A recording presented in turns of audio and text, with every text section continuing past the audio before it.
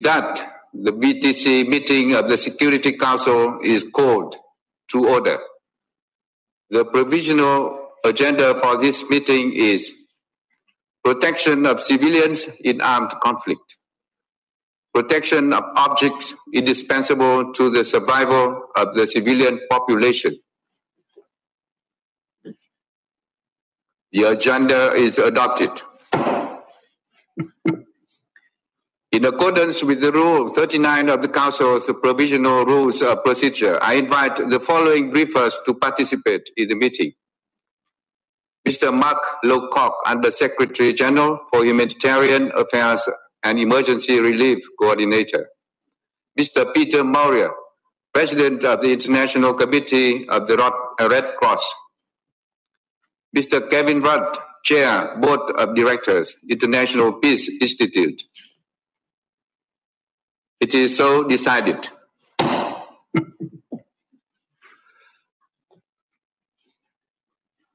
The Security Council will now begin its consideration of item 2 of the agenda. I wish to draw the attention of the Council members to the document S/2021/335. A letter dated 6 April 2021 from the Permanent Representative of Vietnam to the United Nations, addressed to the Secretary General, transmitting a concept note on the item under consideration. I wish to warmly welcome the ministers and other high-level representatives. Your presence today underscores the importance of the subject matter under discussion. I now give the floor to Mr. Mark Lowcock. Please. Good evening, Mr. President. Good afternoon, good morning, everybody. The whole world is grappling with the biggest crisis of our lifetime. Our only battle today should be with COVID. Now is the moment to end all other conflicts. But wherever violent conflict persists, we must strengthen the protection of civilians. Over the last 30 years, there has been some progress in the compliance with international humanitarian law to protect civilians and the objects that they rely on to survive, like food and medicines, hospitals and water installations. But it has not been enough. In the last 2 decades, we have seen the emergence of transnational terrorist groups who totally reject the laws of war, groups that use their nihilistic ideologies to justify unspeakable violence against civilians. They don't even pretend to subscribe to the basic humanitarian norms. They regard civilians, including aid workers, as legitimate targets. At the same time, big military powers are reorienting their military planning, training and spending to deter and defeat enemy states. And when states and armed groups disrespect or undermine international humanitarian law, other states and non-state actors regard it as an invitation to do the same. So I'm deeply concerned about what this means for our ability to protect decades of hard-won progress. And I want to set out the impact of these trends in 4 critical areas. Firstly, food. David Beasley, Chu Dong-Yu and I briefed you on the destructive link between conflict and food security last April. The impact of armed conflict on food security can be direct, for example, through the destruction of food stocks and agricultural assets. Attacks on food drive people to move and they disrupt food systems and markets, leaving few people able to afford food or access to water and fuel to prepare food. Last year in Nigeria, an attack on a rice farm in the outskirts of Maiduguri killed more than 110 farmers. Pillaging of food and livestock was widely reported in South Sudan between 2013 and 2020. In Yemen, airstrikes and shelling have hit farms, markets, food storage sites, and fishing boats. And even now, we hear reports of agricultural inputs and infrastructure in Ethiopia's Tigray region being systematically destroyed in that conflict. Any attacks on food supplies and food infrastructure are unacceptable. I've been reporting to the Security Council on the risk of conflict-induced famine since 2018, and we across the UN, together with NGO partners and the Red Cross, and you'll hear from Peter Maurer in a few moments, have recently warned of the risk of famine looming in Yemen, South Sudan, northeast Nigeria, and elsewhere if urgent action is not taken. Secondly, water. In January 2016, ISIL cut off the water supply to Aleppo Governorate in Syria, affecting some 2 million people. Boko Haram is known to have poisoned water sources like wells and streams, making water use dangerous for both people and livestock. Cutting off safe water supply during conflict causes sanitation and health crises. Even one incident that disrupts the water supply can have enormous consequences for health. Evidence shows that even a single brief disruption to a drinking water supply lasting just a day can heighten the risk of contracting waterborne disease like cholera. And that particularly affects very young children for whom infection presents the greatest risk of death. Water and sanitation services are often hit in armed conflict. In Ukraine and in Libya, fighting has damaged water infrastructure and hindered the maintenance of facilities, leading to cuts in supply and shortages. Deliberately interrupting or shutting down a water supply is also used as a tactic of war. In South Sudan, SPLA soldiers stole pumps that were used by local people in Mboro town to pump water from boreholes, depriving those people of access to water for both consumption and sanitation. Thirdly, medical care. Violence, attacks, and threats against medical care significantly weakens the ability of health systems to function. What I have found particularly hard to stomach are the systematic attacks on medical facilities in Syria. The World Health Organization counted 250 such attacks between 2018 and 2020 alone. About 1,000 healthcare workers have been killed in those attacks there over the last 10 years. Besides being acts of pure cruelty, these attacks have also devastated the Syrian health system. My predecessors and I have regularly appeared before you in this council to call out these violations and to plead on behalf of people trapped in the fighting.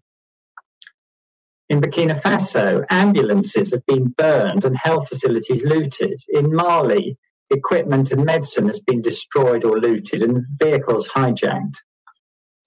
Attacks like this have also affected the COVID response. In Libya last year, for example, airstrikes and shelling damaged hospitals treating COVID patients. In Yemen, quarantine centres have been damaged in hostilities. And as a result of frequent attacks like this, medical staff flee and facilities are often forced to close, leaving millions of people without access to healthcare. Those facilities that remain open often face acute shortages of staff, medicines, and supplies. At the end of June last year, only half of 113 hospitals in Syria that were checked were fully functioning. In March last year, up to 70% of the health workforce there had left the country. Fourthly, we see horrific instances of the use of rape and other sexual violence in the pursuit of political and military goals, and the intentional destruction of the infrastructure that supports survivors. That's what we saw as part of the deliberate effort to force hundreds of thousands of Rohingya people out of Myanmar in 2017. I will never forget some of the stories women I met in Cox's Bazar told me of their experience of systematically organized rape by men in uniform in front of families and children. That's also what we've seen in the last 6 months in northern Ethiopia. The rapes there have not stopped. They are deliberately and systematically organized, targeted, ethnically based, and they're intended to terrorize, humiliate, and brutalize. Mr. President, it's not only what is targeted in a conflict, but where and how it's targeted that can produce horrific results. The use of explosive weapons in populated areas exposes large numbers of civilians to the risk of death or injury. When such weapons were used in populated areas last year, 88% of people killed and injured were civilians, compared to just 16% in other areas.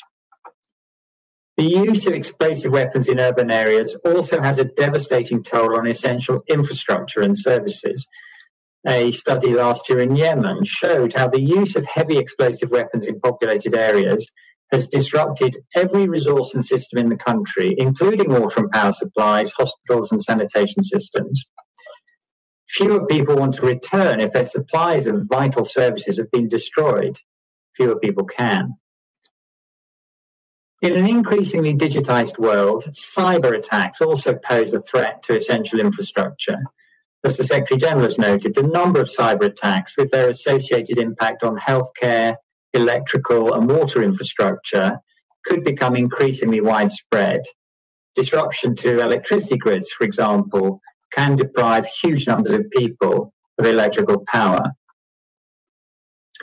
Mr. President, there are three ways to strengthen the protection of civilians and objects indispensable to their survival. The first is to enhance compliance with international humanitarian law. That can be done by improving the identification of these indispensable objects and regularly updating and complying with no-strike lists that include them. At the same time, we need to continue to leverage political dialogue, sanctions, and arms transfer decisions to ensure respect for the law and the protection of civilians and the objects they depend on to survive. The second thing that can be done, as the Secretary-General has often emphasised, is to avoid the use of explosive weapons with wide area effects in populated areas.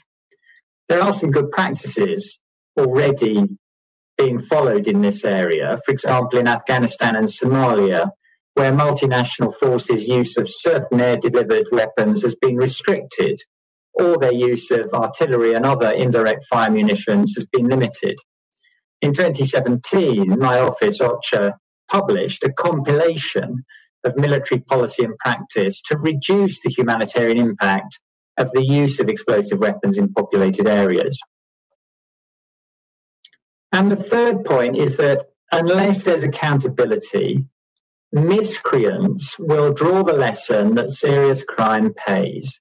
Essentially, what's not punished is incentivized. If war crimes go unpunished, things will get worse. So ensuring accountability for serious violations of international humanitarian law is one of the greatest challenges we face in strengthening the protection of civilians.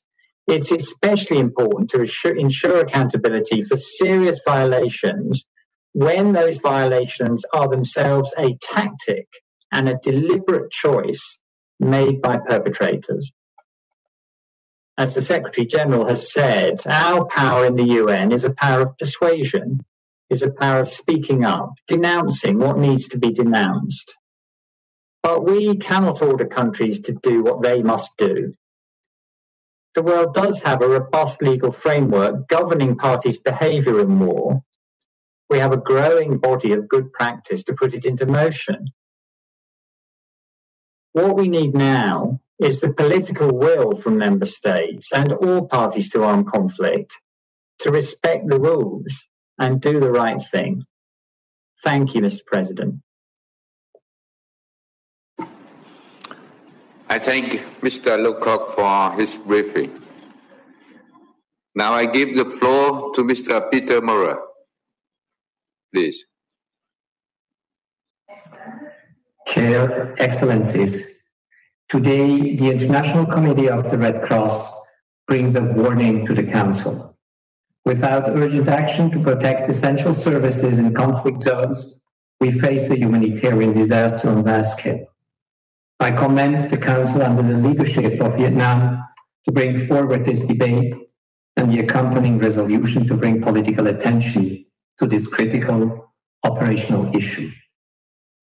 Through our work from Aden, Aleppo, Benghazi and Gaza to Homs, Mosul and beyond, the ICRC has become all too familiar with the severe and cumulative impacts on populations when essential services including electricity, health, education, water and sanitation are damaged in conflict. The humanitarian consequences are grim, from health crisis, displacement, to environmental degradation. There is often no safe water to drink, no electricity to power homes, nor health services to treat the wounded and sick. It is those who already face barriers and disadvantages that are the most affected, including women and children, older people, and persons with disabilities. In protracted conflicts, children under 5 years old are 20 times more likely to die from diseases linked to unsafe water and sanitation than from violence. ICRC works in the midst of this suffering. We are present during the long years of war when political solutions are absent because allowing critical infrastructure to fail is simply not an option. Substituting local authorities for decades with water trucking or providing medical equipment to clinics in remote basements is not an option either. ICRC is therefore working to prevent critical infrastructure that is too big to fail from collapsing and forcing millions into crisis. This requires repair and rehabilitation of infrastructure, providing parts as well as training and capacity building of local service providers.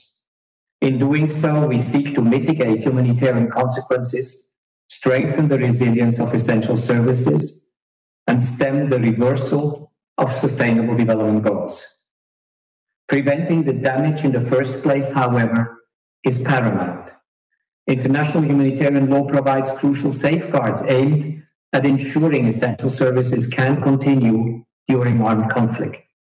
Given the enormous suffering of civilians, serious questions are raised as to how parties to conflicts are interpreting and concretely applying these obligations, particularly in urban settings. These rules include the obligation to refrain from attacking, destroying, removing, or otherwise rendering useless objects indispensable to the survival of the civilian population, and more generally, the requirement to take constant care to spare the civilian population, civilians, and civilian objects from harm in the conduct of military operations and to respect the basic principle of distinction, proportionality, and precaution. The prohibition against indiscriminate and disproportionate attacks, the requirement to take all feasible precautions in attack and against the effects of attacks to protect civilians and civilian objects, and the rules that provide protection to the natural environment that seek to limit the damage caused to it. Today, therefore, I make 5 calls to the Council.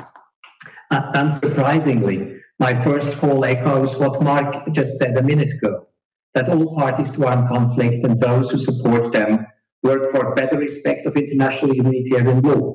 This includes those rules in the conduct of hostilities that protect civilians and objects, including critical infrastructure that enables the delivery of essential services that protect civilian personnel who operate, maintain, and repair infrastructure. Secondly, the ICRC continues to call for the adoption of an avoidance policy regarding the use of heavy explosive weapons in populated areas.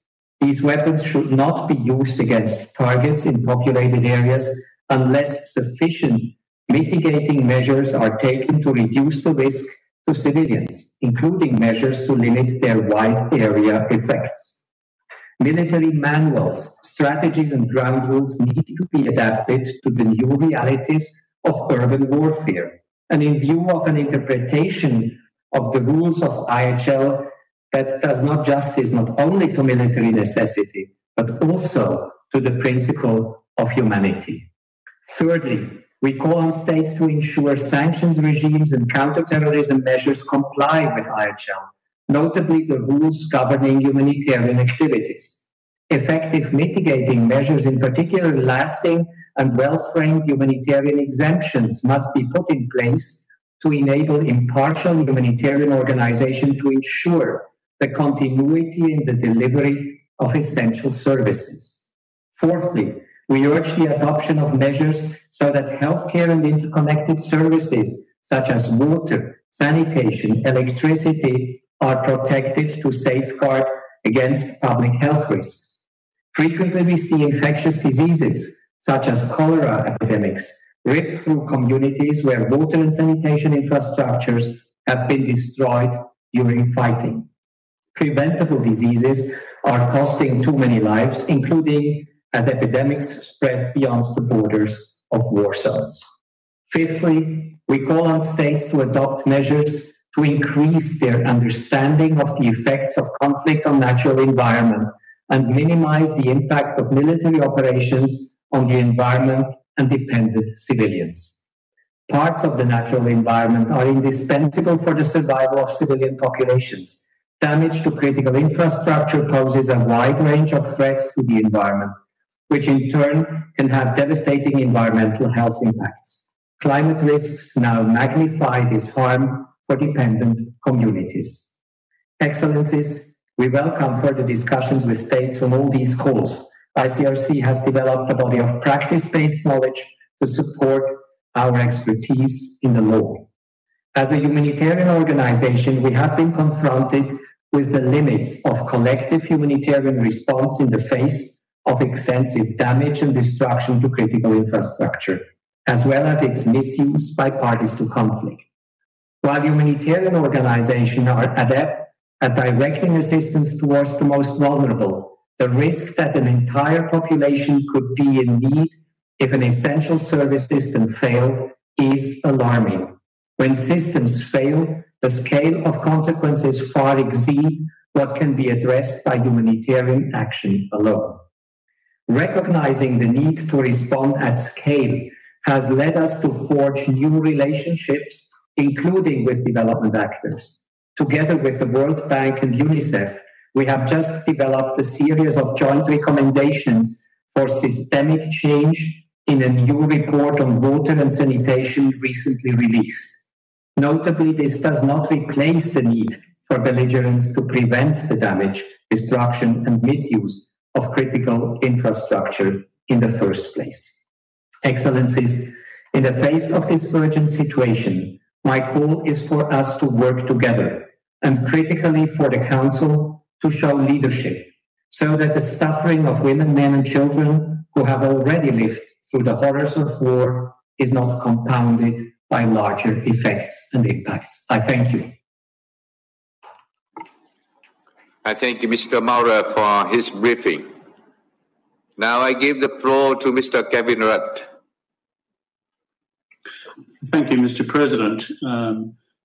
Dear ministers, dear excellencies, friends and colleagues, thank you for the invitation to the International Peace Institute to address the Council today and to brief you on this most important issue.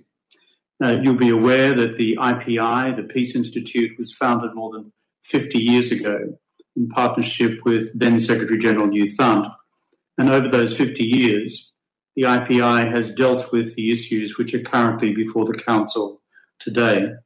And I wish to acknowledge the particular leadership of our dear friends in Vietnam in convening this debate today.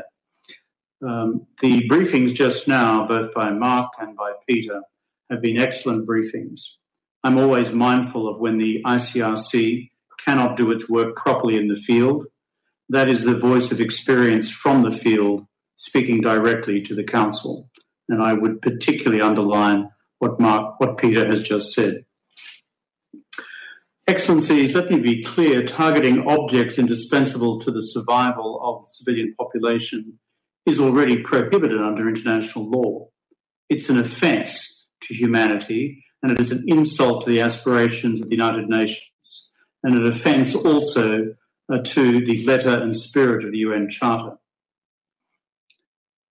This Council has recalled on several occasions the obligation to protect essential civilian infrastructure, including most recently with the adoption of Resolution 2565 on access to COVID-19 vaccines. Nonetheless, deliberate and inadvertent attacks against vital human infrastructure and the natural environment remain a daily reality. That remains a shocking indictment on us all, and it is critical that the Security Council, as the leading body for international peace and security, remains seized of this issue.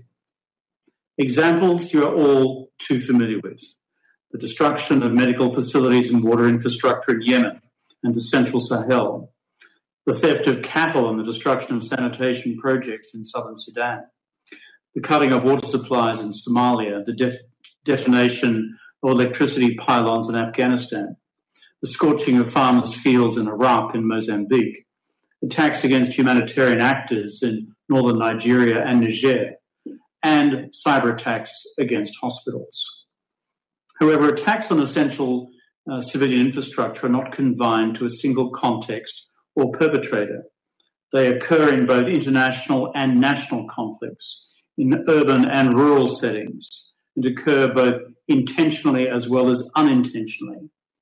This is a problem that concerns all parties to armed conflict, and we all have a responsibility to protect objects indispensable to the survival of civilian populations. Excellencies, the targeting of vital infrastructure and natural resources impacts us all, women, men, girls, boys. Most immediately and directly, it disrupts access to essential goods and services. Since the beginning of this year alone, the WHO has recorded more than 160 attacks against healthcare. That's more than one attack every day. In Yemen, more than 40 attacks between 2018 and 2020, damaging water infrastructure, including some run by humanitarian organisations, restricting water supplies for 185,000 households. Such destruction causes food and water shortages, increases prices, exposes the population, especially children, to preventable disease and the risk of malnutrition, forces children out of school, and generates massive displacement. The impacts of all these examples are still being felt in many places. Natural resources and means of subsistence are depleted and public services suffer. These effects are compounded by climate change and environmental degradation, as well as by public health emergencies, including ongoing COVID-19 pandemic. Humanitarian crises, as we know too well, turn into development crises, with an urgent need for the reconstruction and rehabilitation of infrastructure. But in places like Afghanistan and Syria, protracted armed violence constrains the scope of rebuilding itself. In the long term, attacks on vital infrastructure render the Sustainable Development Goals unattainable for millions of our fellow human beings. The destruction and prolonged deprivation also raise the prospects of renewed cycles of violence, generating grievances among affected populations and accentuating feelings of exclusion. Membership in armed groups sometimes provide the best livelihood opportunities. This can create optimal conditions for recruitment into armed groups and the perpetuation of armed violence. Ultimately, attacks against vital infrastructure and natural resources trigger this very vicious cycle. They undermine the fulfillment of basic human rights, sustainable development, and peace. Excellencies, the UN system, in particular the Secretariat, has an important role to play in promoting the protection of vital infrastructure and ensuring a cross-pillar approach between humanitarian, development and peace actors. There are 4 areas in particular where we in the IPI see that the UN can take action. The first is in prevention. Secretary-General should use his good offices to engage with all parties to armed conflict, including non-state armed groups, to call for restraint and promote compliance with the laws of war, reminding that the rule of precaution in attacks requires fighters to spare civilian infrastructure and the natural environment. UN peace operations and country teams could support the adoption of national strategies for the protection of civilians, which ought to include the protection of vital civilian objects and the facilitation of humanitarian activities. When possible, prevention should include efforts to foster cooperation around natural resources, especially water diplomacy, to turn these natural resources from sources of tension into instruments of peace. The Secretary-General's call for a global ceasefire was an important step in this direction. Second, the UN itself should ensure that it protects civilian infrastructure, starting with proactively complying with the human rights due diligence policy and ensuring that UN operations themselves demonstrate human rights readiness. Third, Secretariat, at the request of the Security Council, could consider systematically monitoring attacks against all types of essential infrastructure. For that, it could consider fostering synergies and expanding the scope of existing mechanisms, including the ones for monitoring attacks on medical facilities, humanitarian workers and schools.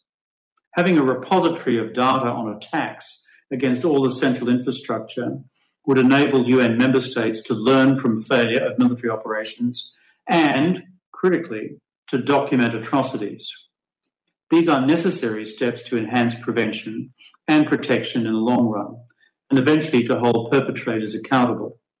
Indeed, states must investigate attacks against civilian objects, medical and humanitarian actors, and when necessary, prosecute and secure compensation for affected populations. Unfortunately, too often, parties to conflict fail to open any investigation. We cannot continue to turn a blind eye. Finally, the UN should continue working with international, regional and national partners to bring together a holistic approach to rehabilitation and reconstruction. UN agencies, funds and programs can help build a comprehensive picture of the direct and indirect disruptions to essential human infrastructure and natural resources, including their gender dimensions and environmental impacts. This can provide the blueprint for recovery and reconstruction. And this reconstruction will require coordination between the humanitarian and development sectors, including through the Joint Steering Committee to advance humanitarian and development collaboration. A cross-pillar approach is necessary to strengthen resilience. Excellencies, to conclude, the UN cannot successfully promote the protection of objects indispensable to the survival of the civilian population, nor support reconstruction without the political will and efforts of its member states. And I know all too well that as ministers, this is particularly incumbent on each of the ministers represented around this table. The UN Security Council and its members must take the lead in respecting and ensuring respect for international humanitarian law, including in upholding their obligation to protect objects indispensable to the survival of the civilian population. This is the bare minimum, yet it would yield the maximum results for the protection of essential infrastructure and for mitigating humanitarian and development impacts in the long run.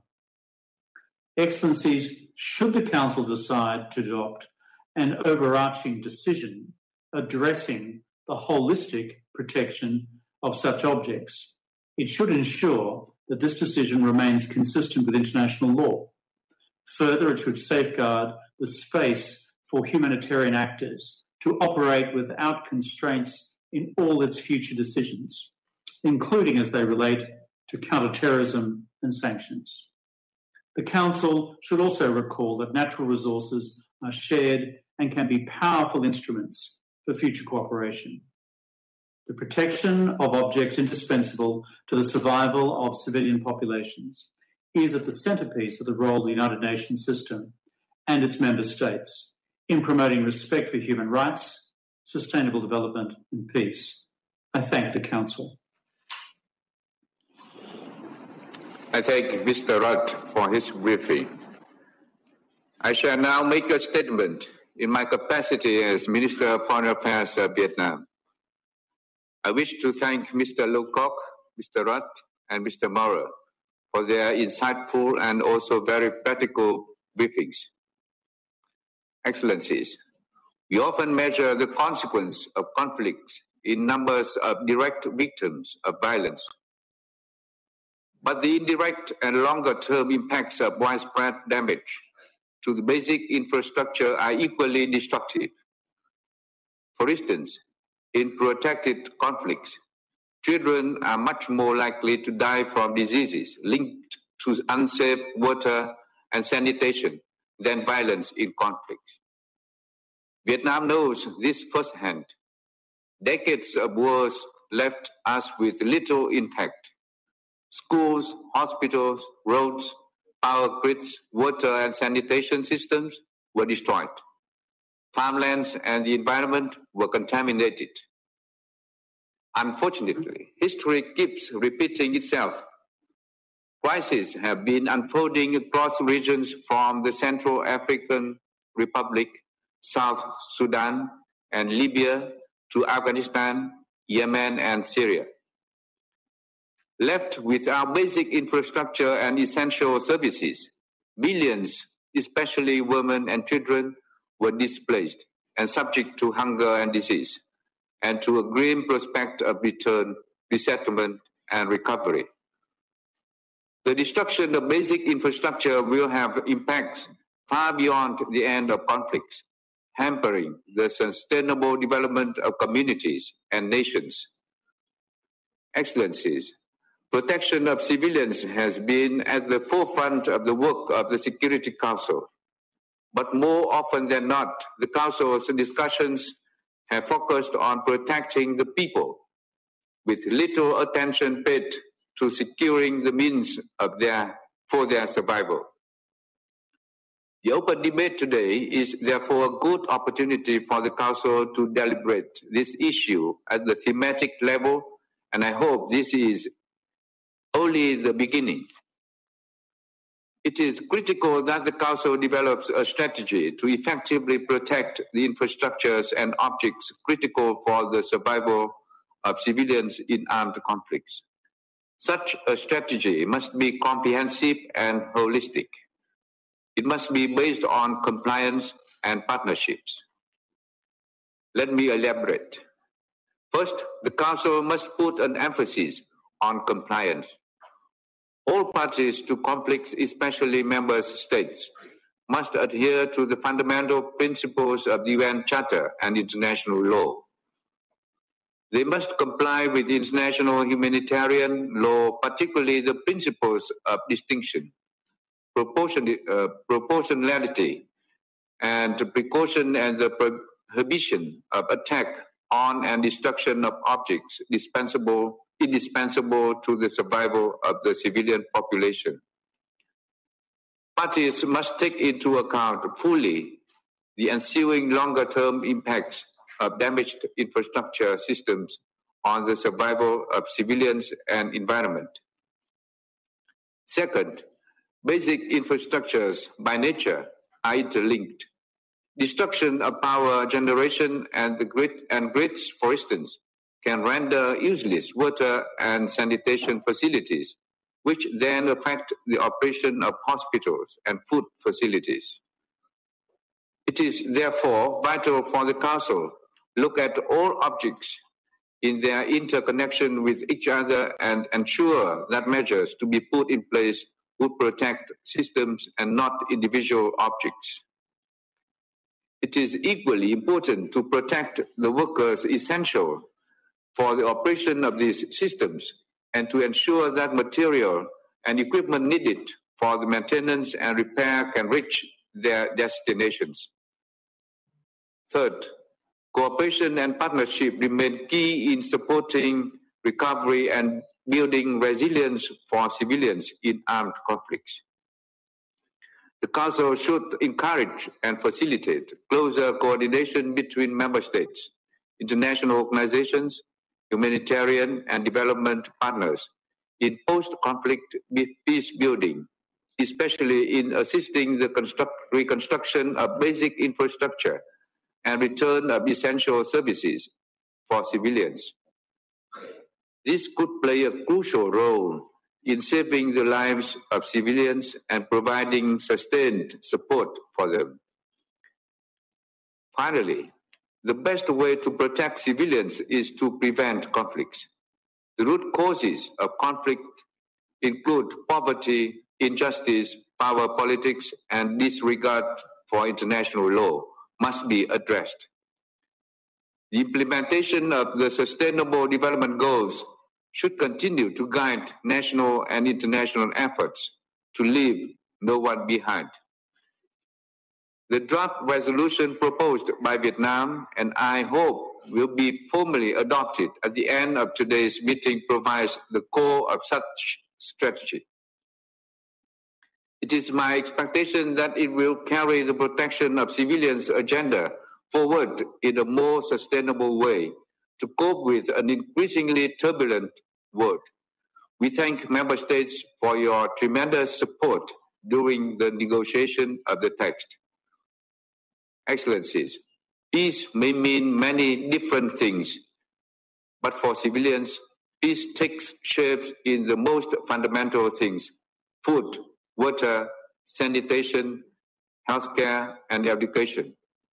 Our discussion today has touched the very core peace in the eyes of civilians. It is time the global community, beginning with the Security Council, brings our effort closer to the needs of those stranded in the devastation of wars. It is time we put in place an approach that is holistic and resilient to create a foundation for sustainable peace and development. I thank you. I resume my function as President of the Council. Now I give the floor to His Excellency Mr. Simon Coveney, Minister for Foreign Affairs and Defence of Ireland. Mr. President, I thank Vietnam for organising today's debate on this important topic. I also want to thank Mark Lowcock, Peter Maurer and Kevin Rudd for sharing their expert testimony with us also. It is 22 years since this Council adopted the Protection of Civilians agenda. Since then, the Council has developed a culture of protection that recognises the interconnected nature of the protection risk to civilians in armed conflict. I welcome the presentation of a further resolution on this critical issue, which tragically we are now addressing with increasing regularity. Mr. President, destruction or damage caused to indispensable civilian objects, including food, water, sanitary systems, health or education systems, and the critical information infrastructure that can underpin them, have devastating effects. More civilians die from such indirect causes of conflict than from the violence itself. We know, too, that the impacts can last for generations, making paths to peace and the rebuilding of societies even more challenging. It shouldn't be this way. International law has long prohibited attacks against objects indispensable to the survival of civilian populations. So it is a damning indictment of our world that this Council has to remind parties to conflicts of this and plead with them not to deprive civilian populations of food and water and the basic infrastructure they need for daily existence. We must ask ourselves, therefore, what can we do to better protect civilians and the essential services they need in situations of armed conflict? I would like to focus today on three specific points. My first point relates to the need to support food systems and provide food security. Resolution 2417, unanimously adopted by this Council, is clear on the linkages between conflict, the destruction of civilian objects, and food insecurity. The destruction in conflict of the assets on which agricultural production and livelihoods are built not only produces hunger, it can also be a driver of long-term displacement and other destabilizing consequences. When mills, farms, homesteads and granaries are demolished, when crops, pastures and livestock are seized and burned, when water sources are destroyed or defiled, we are on a stepping stone to starvation and a threat of famine and forced migration. Starvation of civilians is a method of combat, and it needs to be prohibited. We have a clear responsibility, therefore, to protect civilian objects that act as a bulwark against famine. An added dimension, as the ICRC points out, is that the climate crisis now defines how conflict-affected communities experience their natural environment. This convergence of climate crisis, environmental degradation, and armed conflict is likely to have deep and long-term humanitarian consequences. My second point is that the detrimental health effects of conflict are exacerbated by the obscene practice of attacking medical facilities and personnel. The indispensable nature of medical facilities, medical assets, and healthcare workers in times of conflict cannot be understated. Their protected status in armed conflict is unequivocally enshrined in international humanitarian law. Yet we have witnessed the grotesque scenario of doctors in Aleppo forced to work in underground tunnels. MSF and the ICRC report frequent attacks on medical facilities and medical workers, including lately in Afghanistan, the DRC, Ethiopia, and Sudan. Attacks on medical facilities have become too common. And the last UN Secretary General rightly said, when so-called surgical strikes are hitting surgical wards, something is deeply wrong. Attacks on medical infrastructure deprive the sick and wounded, persons with disabilities, pregnant women, the old and the young of their most fundamental dignity and of vital care and assistance when perhaps they need it most.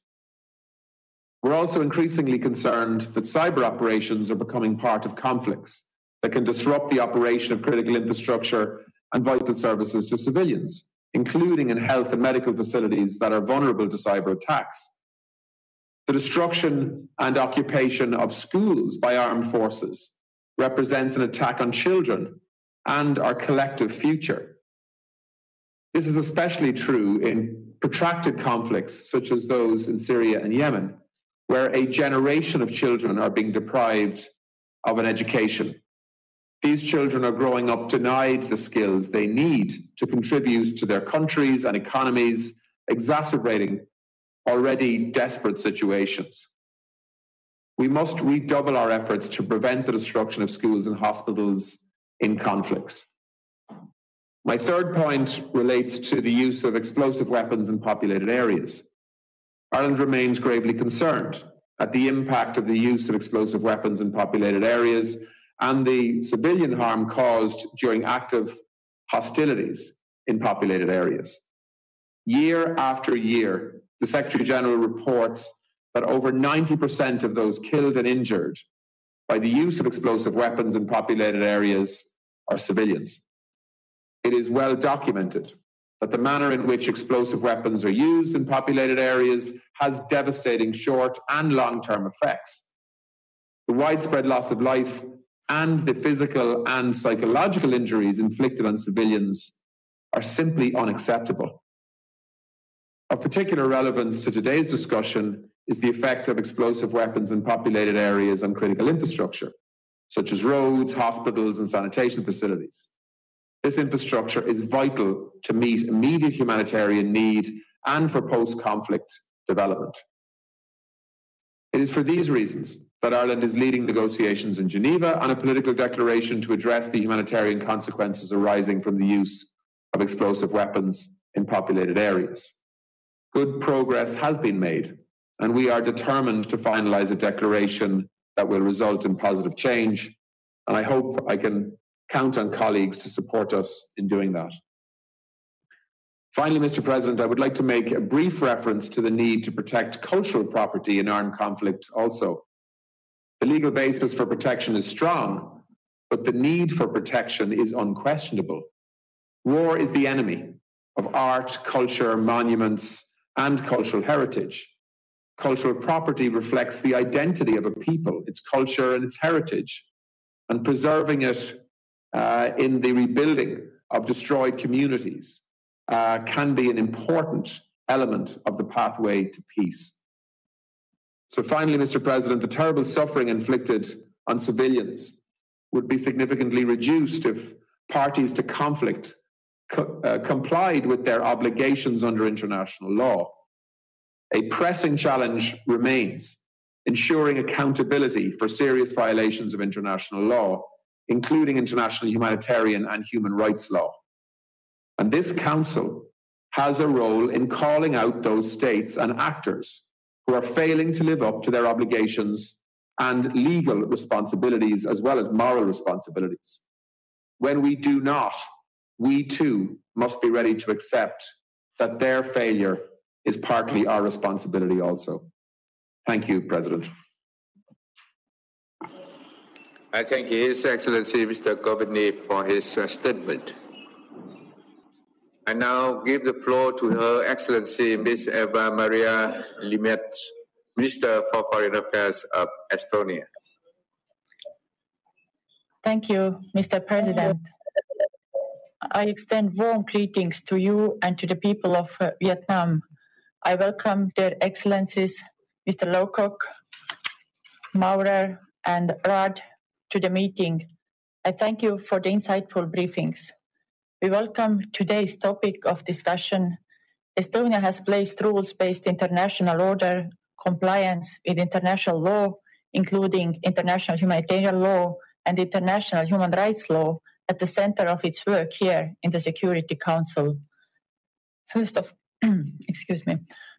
all, it is important to remind that it is primary responsibility of states to ensure the protection of their population. This includes protection afforded under international humanitarian law to objects essential to the survival of the civilian population, such as food, water, and medical supplies. In the work of this Council, unfortunately, we are reminded time and time again that the normative framework for the protection of civilians is too often not held up in real life. We keep learning about cases of non-compliance. The pandemic also adds a new layer of risks. I reiterate Estonia's support to the Secretary General's call for a global ceasefire during the COVID-19 pandemic and to the resolution 2565 that we unanimously adopted in February. Civilians, including the most vulnerable, women, children, and adolescents, continue to be disproportionately affected by conflict. I recall the situation in Ukraine with 1.5 million IDPs forced to leave their homes. In Sudan, there are 2 million, and in Syria, 6.2 million IDPs. The return and the resettlement of displaced communities is often hindered by the destruction of essential objects and disruption of essential services. Although the Security Council has condemned the use of starvation of civilians as a method of warfare, more needs to be done to help people on the ground. The conflict in the Tigray region in Ethiopia has forced 1.7 million people to leave their homes in search of protection and food. Considering the ongoing fighting, it will be impossible to plant seeds for the next season. This will make the food security situation in longer term even more dire. In Afghanistan, almost half of the children under 5 suffer from acute malnutrition, driven by poverty, the COVID-19 pandemic, and exacerbated by the ongoing conflict. By March this year, 70 million people were at the highest levels of food insecurity, the second worst situation of this kind in the world. We are not doing enough. Mr. President, on an international level, due to attention also needs to be paid to new elements. The increasing urbanization of armed conflicts, as well as climate change and environmental consequences of armed conflict. New technologies can help to find ways to improve humanitarian assistance.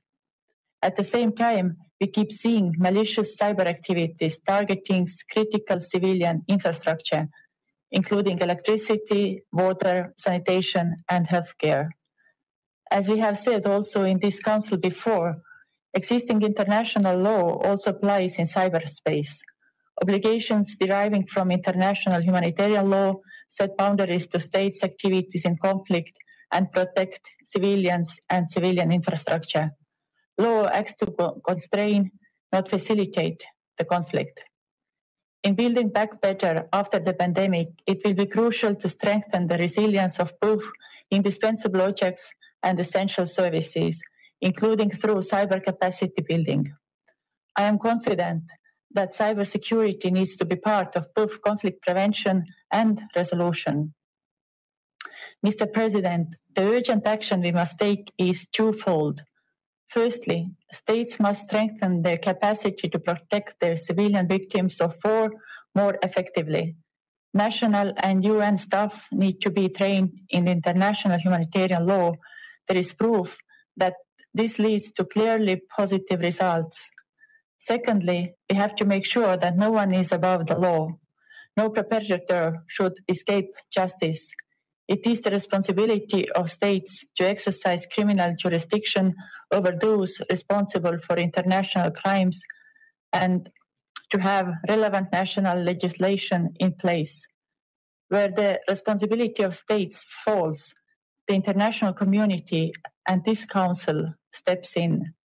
The Council needs to fulfill its mandate to stop atrocities and restore justice.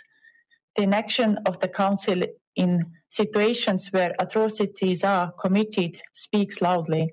I urge the Security Council to make use of referrals to the International Criminal Court if called for. Mr. President, finally, let me assure you that Estonia will remain committed to the protection of civilians through steps at national, regional, and international levels, including here in the Council.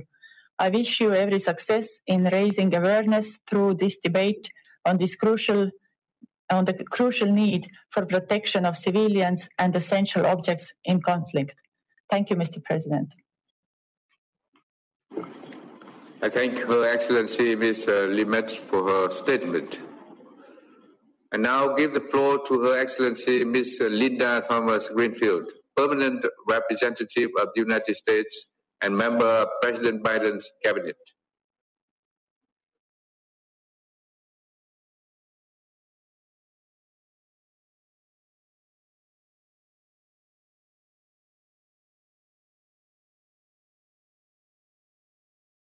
Sorry, we cannot hear. The microphone could be muted.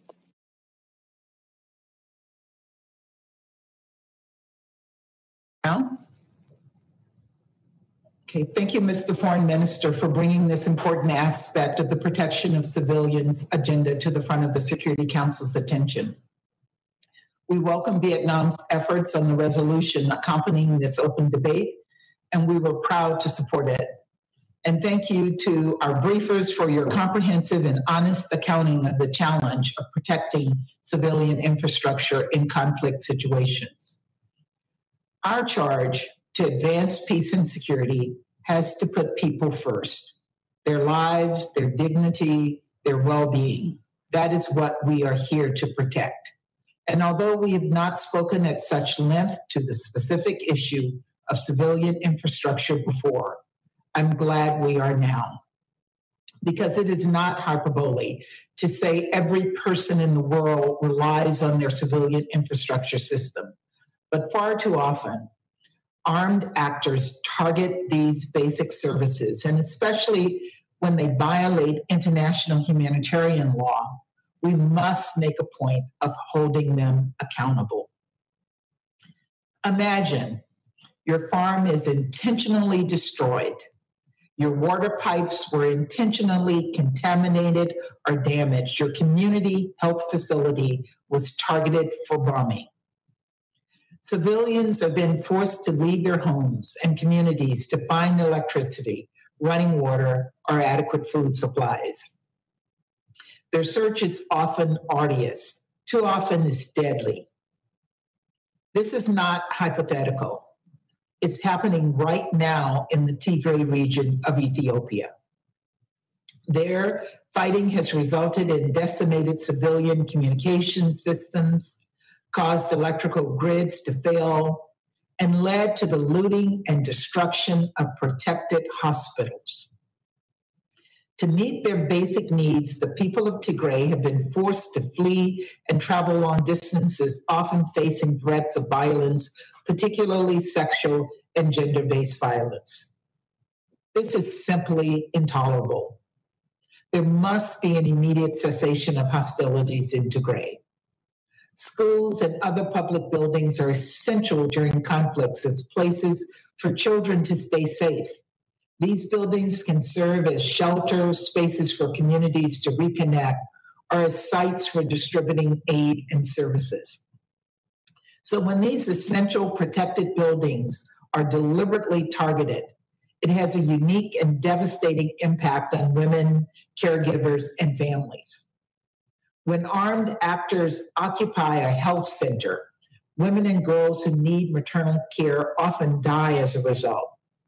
Again, this is not hypothetical. It's happening right now in Syria, where the Assad regime, with documented help from Russia, has devastated the country's civilian infrastructure and displaced over half the population through its campaign of atrocities. They have attacked and destroyed protected schools, hospitals, markets, residential communities, and places of worship. We saw this regime's depravity as recently as March 21st, when the Al Tarab Surgical Hospital in Aleppo was destroyed. 16 people, mostly medical staff, were injured. 6 patients, including a child, were killed. When civilian infrastructure is intentionally targeted, humanitarian actors often bear the brunt against civilian infrastructure. When roads and bridges are destroyed, when health facilities are targeted for bombing, the capacity to deliver much needed relief and supplies to those in dire circumstances is diminished or denied. And sadly, this is exactly what we see happening right now in Yemen, where violence inflicted by all parties to the conflict has destroyed schools, hospitals, and markets. The WHO recorded 142 attacks on health facilities alone from March 2015 to March 2020. Yemen is the world's worst humanitarian crisis, but the humanitarians who are trying to help, the do-gooders risking life and land to save others, are being blocked by attacks on basic infrastructure. This is horrific and it's wrong. And we must protect civilians by demonstrating that we will hold bad actors to account when they violate international humanitarian law. So today, let us recall our charge. The UN Charter demands that we maintain international peace and security. That means protecting civilians and the systems and infrastructure that serve as their lifelines. Thank you, Mr. President. I thank Her Excellency Ms. Thomas Greenfield for her statement. I now give the floor to His Excellency Mr. Sergei Vershinin, Deputy Minister for Foreign Affairs of the Russian Federation.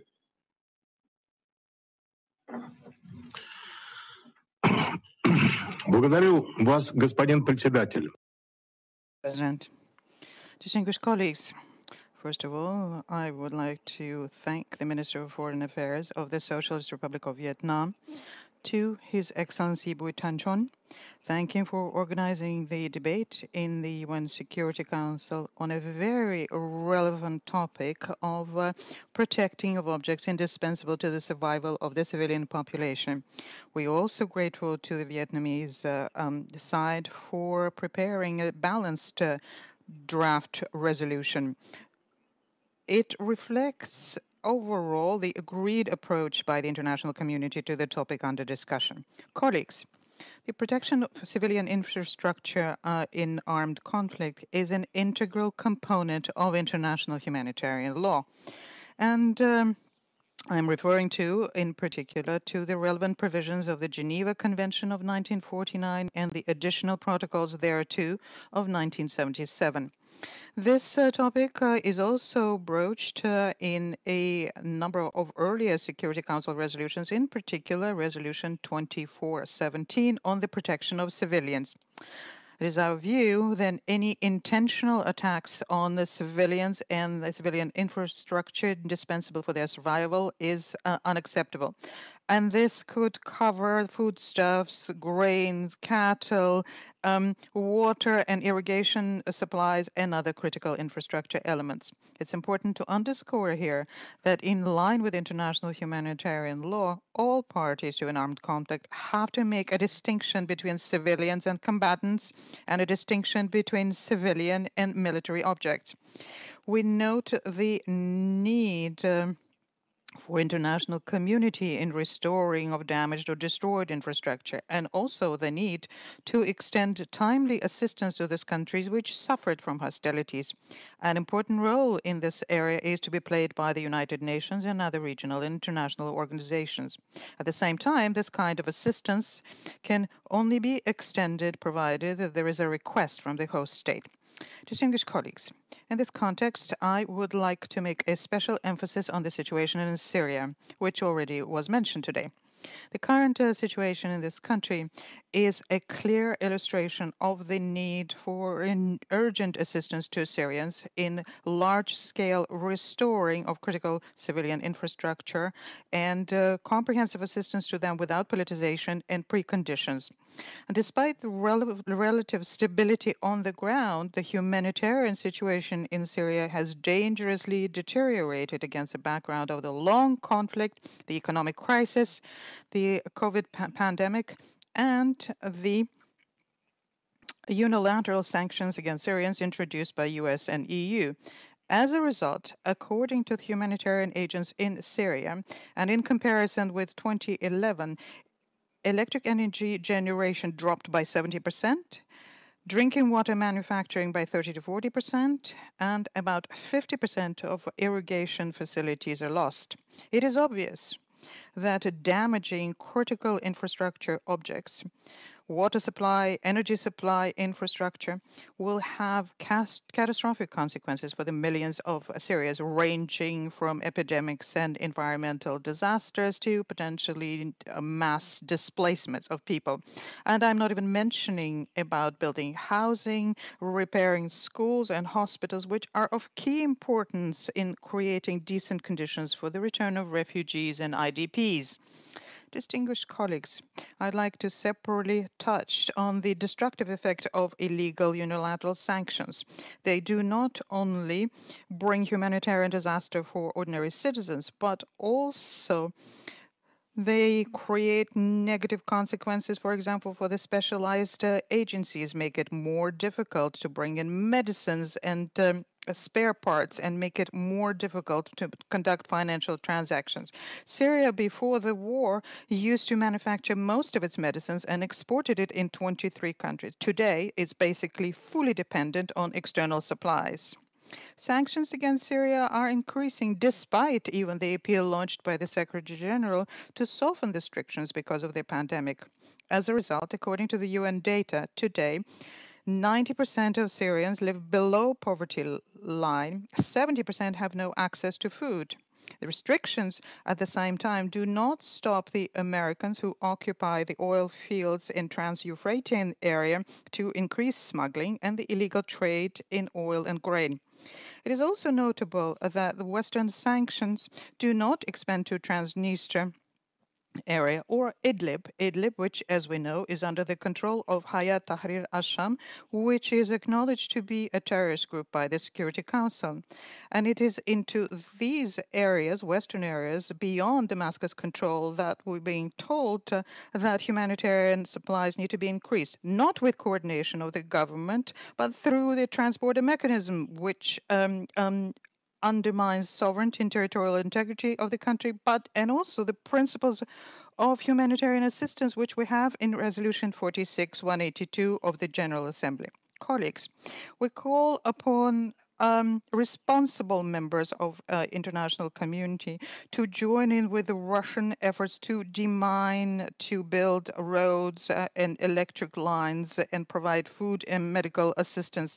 We are grateful to the International Committee of the Red Cross, to the International Federation of Red Cross, Red Crescent Societies, and their national societies. Their impartial humanitarian work deserves our highest praise.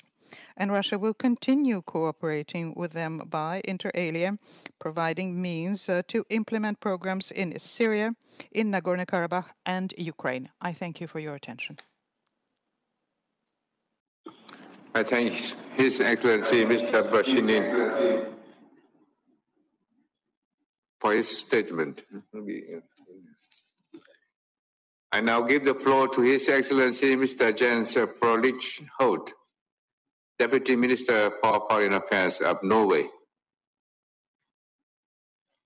Thank you, President. Thank you. We would like to thank Vietnam for hosting this debate and the briefers for setting the stage. The destruction of civilian infrastructure has devastating consequences for the civilian population, and we welcome the resolution being adopted today and co-sponsored by all the 15 Security Council member states. The protracted nature of today's conflicts, the impact of the use of explosive weapons in populated areas, and the malicious use of new technologies exacerbate this problem. We've all seen too clearly the failure to protect civilians and critical civilian infrastructure, and that it has immediate humanitarian ramifications, as well as long-term impacts for individuals and communities. President, protecting schools and universities is essential. The right to education must be upheld in peacetime and armed conflict alike. Education protects children and youth from a wide range of violations and threats to their health and lives, including sexual and gender-based violence and recruitment and use by armed forces and groups. Increasingly, educational facilities are attacked or used for military purposes. This is unacceptable and a dangerous trend which hinders safe access to the enjoyment of the right of education. We must all take steps to strengthen protection of education in conflict. We therefore encourage all states to join the 107 states that have endorsed the Safe Schools Declaration. And these 107 states are now working together to implement it as well. Attacks on healthcare facilities, personnel, and their means of transport are also unacceptable. Facilities are destroyed. Patients and staff are killed, maimed, or displaced. The destruction of water and electricity systems affect the health of the population and the quality of health services. Essential services crumble and disappear.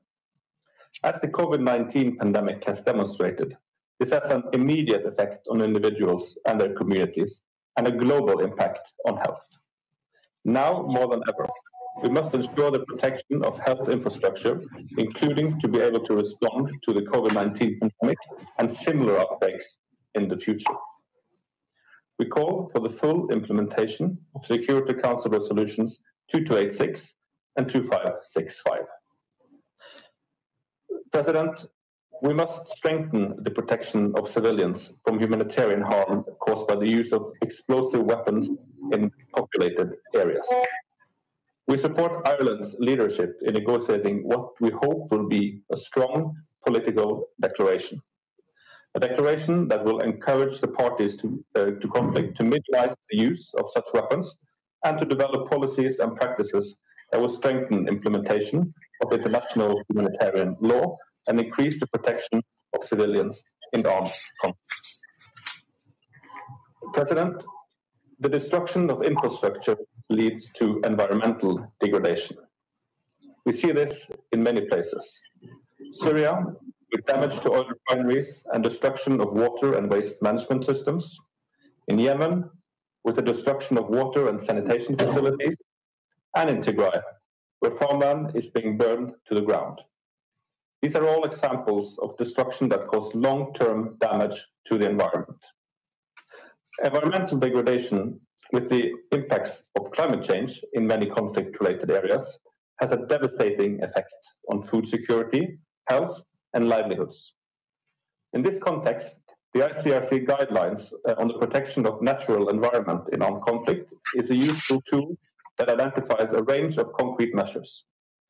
Recognizing the scale and consequence of this issue, we welcome the opportunity to discuss this in the Security Council, and I have with pleasure noted that several members have raised the issue as well.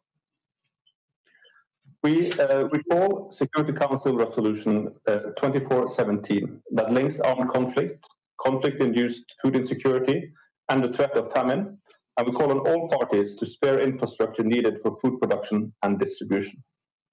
The intentional use of starvation of civilians as a method of warfare is a war crime. We urge states parties to the Rome Statute to rectify the recent amendment concerning the war crime of starvation in non-international armed conflict. President, Hostile cyber operations conducted in armed conflict pose a serious threat to objects indispensable to the survival of and delivery of essential services to the civilian population. We reaffirm that international humanitarian law applies. President, fundamentally, in order to truly protect civilian populations, all parties to armed conflict must fully respect and implement their obligations under international humanitarian law. Impunity for any violations must end. All states must investigate, within their jurisdiction, attacks against civilians and civilian objects, including objects indispensable to the survival of the civilian population. Those responsible must be held to account. President, we hope to come away from this discussion with a joint recognition of the need to support humanitarian rehabilitation infrastructure. Humanitarian action to maintain and repair indispensable civilian objects and infrastructure is crucial to the survival of the civilian population. Strengthening the protection of civilians and civilian infrastructure is also an important part of achieving the Sustainable Development Goals, including those on health, education, food security, peace, and justice. The protection during a conflict of civilians and civilian infrastructure that delivers essential services can determine the prospects of achieving sustainable peace and reconciliation. It will affect the ability to ensure voluntary and dignified return and reintegration of displaced persons and to prevent conflicts from recurring. We recall the words of Secretary General Guterres in the 2018 debate on protection of civilians. He said, "Protecting civilians in conflict is the only way to lay the foundations for sustained peace." To sum it up, only if protection succeeds can peace succeed. Thank you. I thank His Excellency Mr. Parlich-Holt for his statement.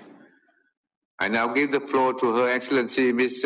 Crystal Peters, Minister of State in the Ministry of Foreign Affairs and Trade of St. Vincent and the Grenadines. Thank you, Mr. President.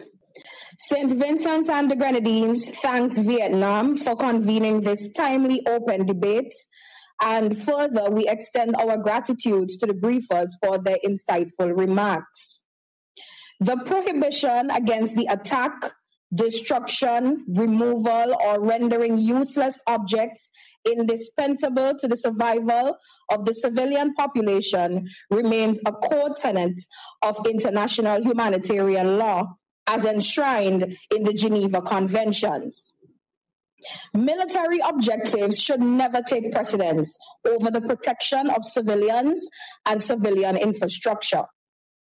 Far too often, both state and non-state actors have violated well-established principles of law of armed conflict, particularly those of distinction, proportionality, and precaution. Sanctions and ill-designed counter-terrorism measures continue to stymie both development and humanitarian access in many locales, bringing untold suffering upon the local population in an attempt to achieve narrow political objectives. To be sure, counter-terrorism operations are sometimes necessary to protect people and preserve a country's sovereignty, unity, and territorial integrity.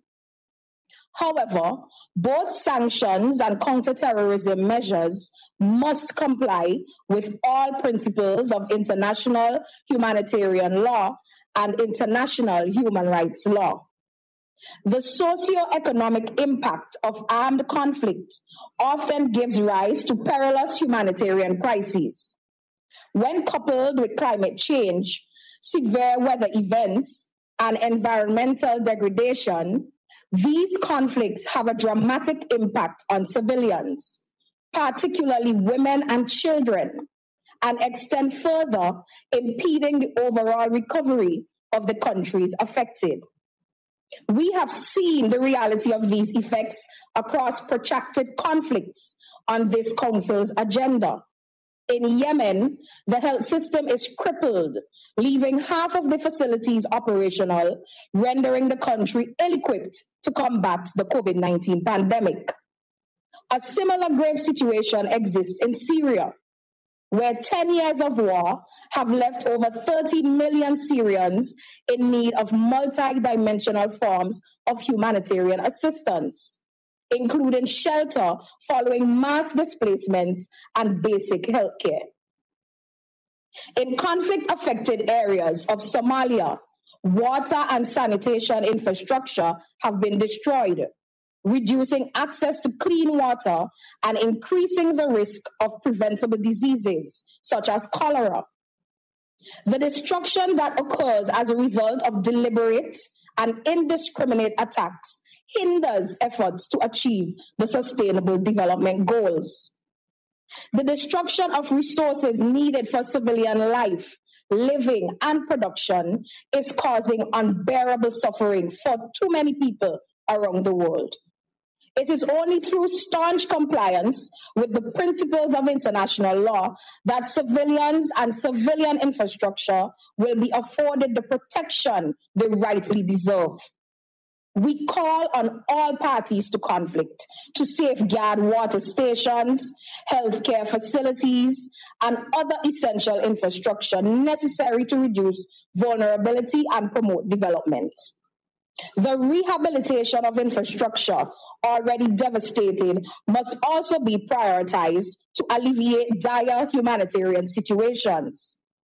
In this regard, we continue to encourage the international community to contribute to the restoration of critical infrastructure in countries affected by armed conflict, without which millions will be forced to remain dependent on humanitarian assistance for basic necessities. Reconstruction is also a necessary element which facilitates the safe, voluntary, and dignified return of refugees and internally displaced persons to their places of origin. Acts committed in violation of international law must not be tolerated under any circumstances and must be met with condemnation from the international community. The link between justice and peace has long been recognized. As such, we reiterate our call for perpetrators of these aberrant acts to be held accountable. Civilians across the globe have suffered as a result of geopolitical dynamics over which they have neither influence nor control. We therefore call on parties to conflicts to demonstrate the political will required to achieve lasting peace and stability. This Council has a responsibility to advocate for the victims of armed conflict. We must continue to raise our voices to ensure their protection and to make certain that the international community honors its legal and moral responsibilities to safeguard the survival of people impacted by conflicts around the world. Mr. President, I thank you. I thank Her Excellency Ms. Peters for her statement. I give the floor to the representative of Kenya.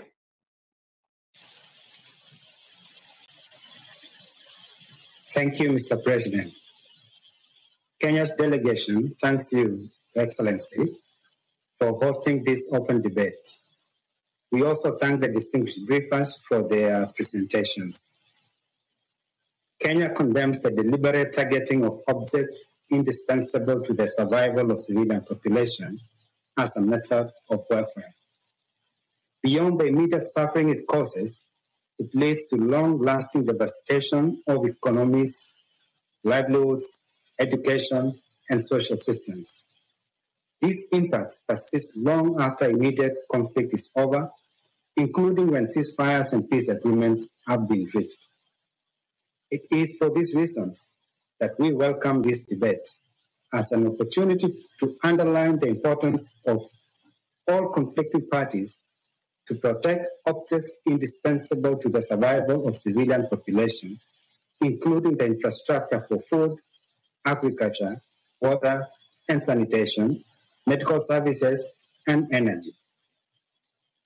While this principle is well established in international humanitarian law, we believe it needs constant emphasis so that it better informs the conduct of war and the responses of the international community.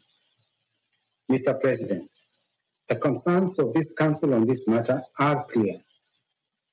But even as we rightly express them, we must not lose sight of dangerous actors that are entrenching themselves in multiple countries and regions. We refer to the increasing exploitation of the humanitarian space and its associated civilian objects by Al-Qaeda and ISIS terrorist groups. These groups, understanding the humanitarian concerns directed at civilians who are victims of conflict, utilize the population to generate finances, disguise their operations, and recruit from traumatized, uprooted refugees. They also exploit civilian objects as cover to launch attacks, hoping to attract retaliation and subsequent collateral damage for propaganda purposes. Unfortunately, not enough is being done to deny them the space to engage in such manipulative and atrocious actions. If anything, terrorist groups increasingly feel that the humanitarian space is a strategic asset. This is prolonging conflicts and weakening the ability of peacekeeping missions and national security agencies to truly protect the peace and civilians. We look forward to more action to address this growing problem. Mr. President, allow me to underscore some practical measures, the implementation of which would lead to more effective protection of objects indispensable to the survival of the civilian population in conflict situations. The Security Council should first insist that parties to armed conflict adhere to international humanitarian law and protect civilian infrastructure that supports essential services, as well as the workers who operate and maintain it. The Council should secondly embed the protection of objects indispensable to the survival of civilian population in its decisions, including, but not limited to, apply impactful sanctions against individuals and groups that exploit the humanitarian space as a key part of their strategy and operations to further their terrorist agenda, ensure that peacekeeping mandates are fit for purpose to deter and combat such exploitation, and ensure that missions have robust public messaging and counter-narrative capabilities. It is also time, Mr. President, to start laying emphasis on resilience-based humanitarian support that comprises rehabilitation and construction of civilian infrastructure, restoration of essential services, and provision of modern equipment and technology. This will facilitate socioeconomic development, enhance the adoptive capacity of local populations, and reduction of dependency on humanitarian aid. International financial institutions can also do more to de-risk investments in fragile post-conflict environments, which often struggle to attract traditional investment. In addition, the Security Council should more robustly use the advisory role of the Peacebuilding Commission in post-conflict situations. I conclude by reaffirming Kenya's support for the measures that this Council will institute, including the adoption of the proposed resolution to deter the destruction of objects indispensable to the survival of civilian population. I thank you. I thank the representative of Kenya for his statement. I give the floor now to the representative of France.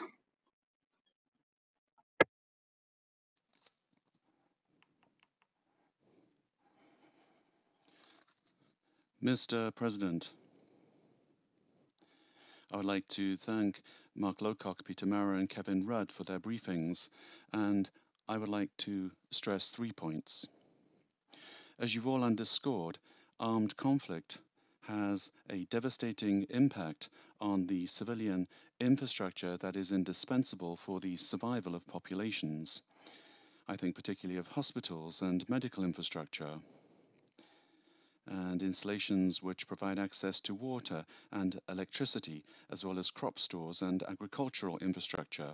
The civilian population, particularly in Syria, Yemen, or the Sahel, and in the Lake Chad Basin, pay the price for this every day. An increase in humanitarian needs and food insecurity, displacement of populations, and the spread of epidemics. Some parties to the conflicts have even gone as far as knowingly including violations of international humanitarian law into their military strategy in order to deprive the populations of any assistance and obtain their surrender. It is unacceptable, and it is up to our Council to reaffirm this very clearly and on a regular basis. Even war has rules. Respect for international humanitarian law is not an option. It is an obligation incumbent upon everyone. Our collective responsibility is to find the operational means to ensure that the law is respected. This is what is behind the call for humanitarian action launched by France and Germany in 2019 and today endorsed by 47 member states and the European Union. This call identifies concrete action that states can take to strengthen respect for international humanitarian law, and we call upon all our partners to join this call. We also call upon countries that have not yet done so to ratify the additional protocols of the Geneva Conventions. Every state has the responsibility to guarantee respect for international humanitarian law, and I think here particularly of training. France finalized last year our national training plan for international humanitarian law, which covers all aspects of the French contributions, military, diplomats, and senior officials. This plan also provides for training for our external partners, and we do this in particular in the Sahel. My third point is that that we must fight impunity. Those responsible for violating international humanitarian law must be brought to justice. I would recall that recourse to famine against civilians as a method of war and targeted attacks against hospitals and medical infrastructure constitute war crimes. France will continue to provide its full support to mechanisms to fight impunity. We must strengthen our national capacity to conduct impartial and independent inquiries, and when national mechanisms are insufficient or ill-adapted, we must support recourse to international mechanisms. France reiterates its call for the universalization of the Rome Statute of the International Criminal Court. We must also more systematically sanction those responsible for serious violations of international humanitarian law within the framework of UN and European sanctions regimes. Finally, I would like to welcome the Vietnamese initiative for a Council resolution on the protection of objects indispensable for the survival of the civilian population. Respect for international law is a key priority of our diplomacy, and we remain particularly vigilant and mobilized with regard to these issues, which are quite literally of vital importance. Thank you very much, Mr. President. I thank the representative of France for his statement. I give the floor now to the representative of China. 谢谢主席先生。主席先生，中方欢迎阁下再次主持安理会的会议，赞赏越南倡议召开此次公开会和为会议所做的精心准备。我们期待安理会即将就这一重要问题通过决议。We hope the Council will adopt a resolution on this issue. I also would like to thank USG Mark Lowcock, President Peter Morrell, and Chairman Kevin Rudd for their briefings. Their views and recommendations. And their views and recommendations will help the Council better discuss and address this important issue. Civilians bear the brunt of armed conflicts. The infrastructure for agriculture production, food security, water and power supplies, and healthcare, among other installations, is essential for ensuring the subsistence of civilians and improving the humanitarian situation. And the protection of these facilities is an explicit requirement of international humanitarian law. It is even more so in the context of the current global pandemic to ensure the accessibility and safety of medical facilities to the conflict-affected civilians, which is a shared priority for the international community. China supports the draft resolution prepared by Vietnam and actively participated in the discussions and consultations with other members. The resolution calls for addressing the root causes of conflict and ensuring the functionality of infrastructure in conflict-affected countries, and calls on all parties to assist them in advancing post-pandemic reconstruction and in facilitating durable peace, and welcomes international and regional cooperation in this regard. These are constructive elements in line with practical needs, which the international community should adhere to the people-centered approach, addressing both symptoms and root causes, and take effective and concrete actions to push for a peace process and create conditions for the protection of objects indispensable to the survival of the civilian population. First, uphold the concept of systemic governance and persevere in addressing the root causes of conflict. War and armed conflict are systemic risks to civilians.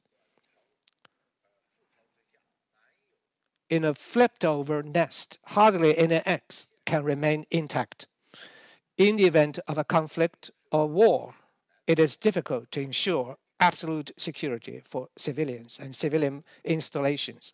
To solve this problem, we must look at the big picture and tackle it from its root.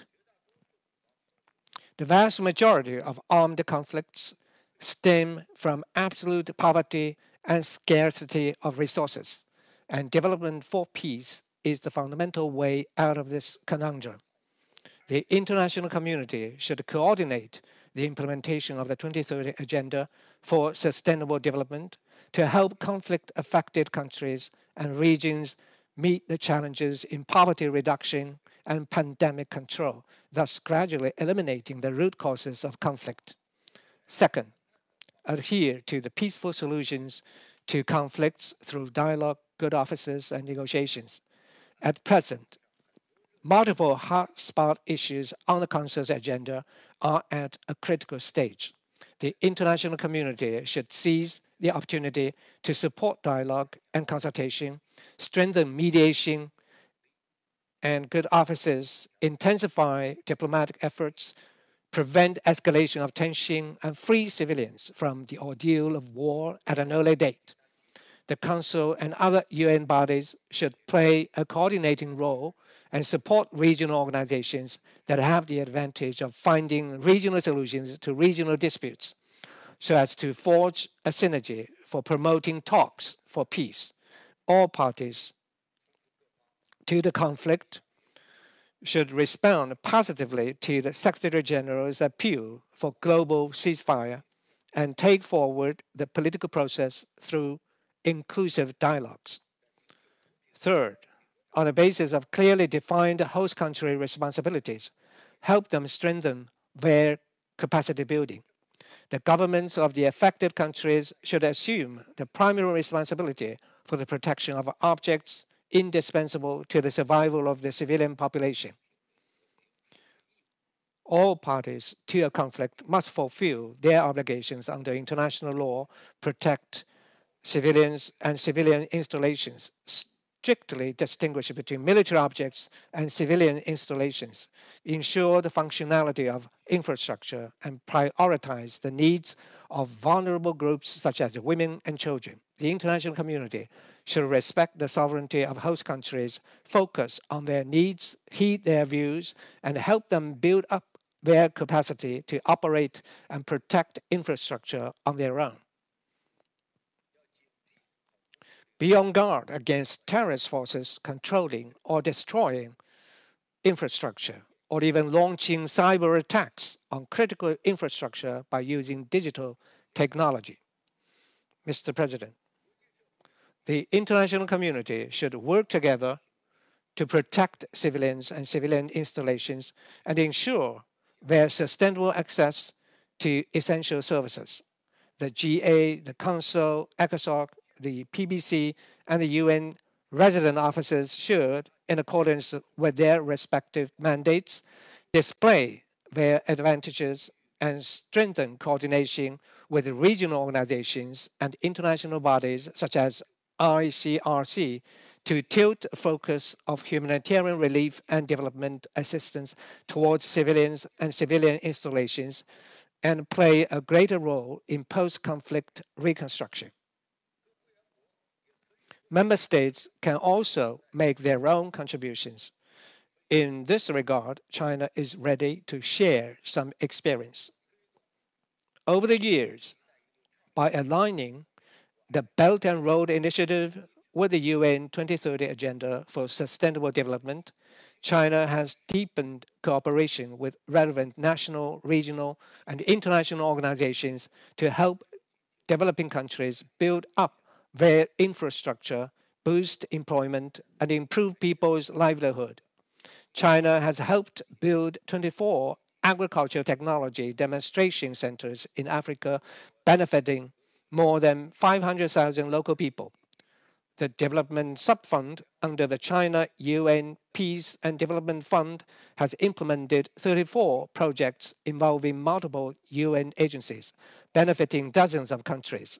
Since the outbreak of COVID-19, China has provided emergency medical assistance to several conflict-affected countries and dispatched medical teams to help them fight the pandemic. Looking forward, China will continue to work with the international community to help conflict-affected countries build up their capacity for independent development and for the protection of civilians. Thank you, Mr. President. I thank the representative of China for his statement. I give the floor to the representative of Tunisia. شكرا سيد الرئيس. في البداية أشكر الفيتنام على عقد. President, I would like to first of all thank Vietnam for convening the meeting on this important issue. I would like to also thank Mr. Mark Lowcock, Peter Maurer, and Kevin Rudd. Thank them for their briefings. From many humanitarian crises in the world, in particular in the Arab world and Africa, we have one common denominator, namely the disruptions of the life of civilians, the destruction of the indispensable infrastructure for many years to come, sometimes because of armed conflict and occupation. The disruption of water, sanitation, health care is compounded by vulnerability and leaves serious consequences on infrastructure in areas of conflict. And this deterioration also threatens food security, which is a means of survival and health for people. It also worsens the situation with displacement and undermines peace and security and prevents the people in question from attaining sustainable development goals. The effectiveness of system services during an armed conflict and the general humanitarian response are at stake now more than ever with the spread of the COVID-19 pandemic. We therefore, the international community, therefore the Security Council in particular, have to adopt a more global, consistent and lasting approach. the kind of approach which consolidate the links between peace, security, and lasting development. And in this regard, I would like to underscore the following points. First of all, we need to go beyond the traditional attention to short-term humanitarian solutions as regards the provision of basic services. The underlying causes of crisis need to be found and solutions to them understood. In order to do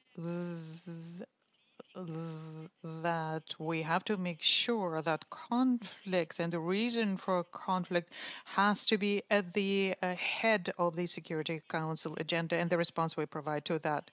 Therefore, we need to consolidate the pillar of peace with political settlement and the peaceful needs we have in order to prevent the beginning or resumption of conflicts. This will allow us to restore peace. Second, we need to find a solid basis to prevent the disruption of basic services in a conflict. And this could be done through the principle of the protection and the highest interest of the vulnerable strata of population, and also the link between the effective response and international law, humanitarian law, and human rights law. We state that in order to find the challenges of deteriorating basic services, parties to the conflict, first and foremost, have to commit themselves to respect the international humanitarian law and international human rights law. In particular, the rules of distinction and proportionality. The parties to conflict also have to abstain from targeting civilian goods and civilians and basic services infrastructure. We also need to make sure that there is access provided to these services and that we combat impunity so this does not repeat itself. Rehabilitation of basic services would be more effective when it takes place at the right time and place, in particular during a humanitarian truce or ceasefires. In this regard, we reiterate the importance of respecting, abiding by global ceasefire in response to the appeal launched by the Secretary General and that we have in Resolution 2532. A humanitarian truce has to be there to allow to put an end to the destruction to basic infrastructure and allow their maintenance. This will help in providing a better response to humanitarian and health needs and will also help us combat the pandemic and will also help with the dignified response of refugees and displaced. Next, we need to have a approach that goes beyond the classic short-term management of basic service provision issues in order to strengthen the dignity and the subsistence of people. And in order to do this, we need to contain the deterioration of basic main infrastructure before the height of conflict so that we don't get to the point of non-return. And this can be done by exploring the links with development by UN agencies. The efforts have to be harmonious and integrated projects with humanitarian and development aspects and peace-building aspects need to be there. So social capacity need to be built and long-term resumption take into mind. We are happy to be co-authors of the resolution put forward by Vietnam so as to help protect civilians and civilians' goods during armed conflicts in line with international law, including international humanitarian law and in international human rights law, as well as the relevant resolutions of the Security Council. I thank you, Mr. President. I thank the representative of Tunisia for his statement. I now give the floor to the representative of Mexico. Muchas gracias, señor presidente. Thank you very much, Mr. President.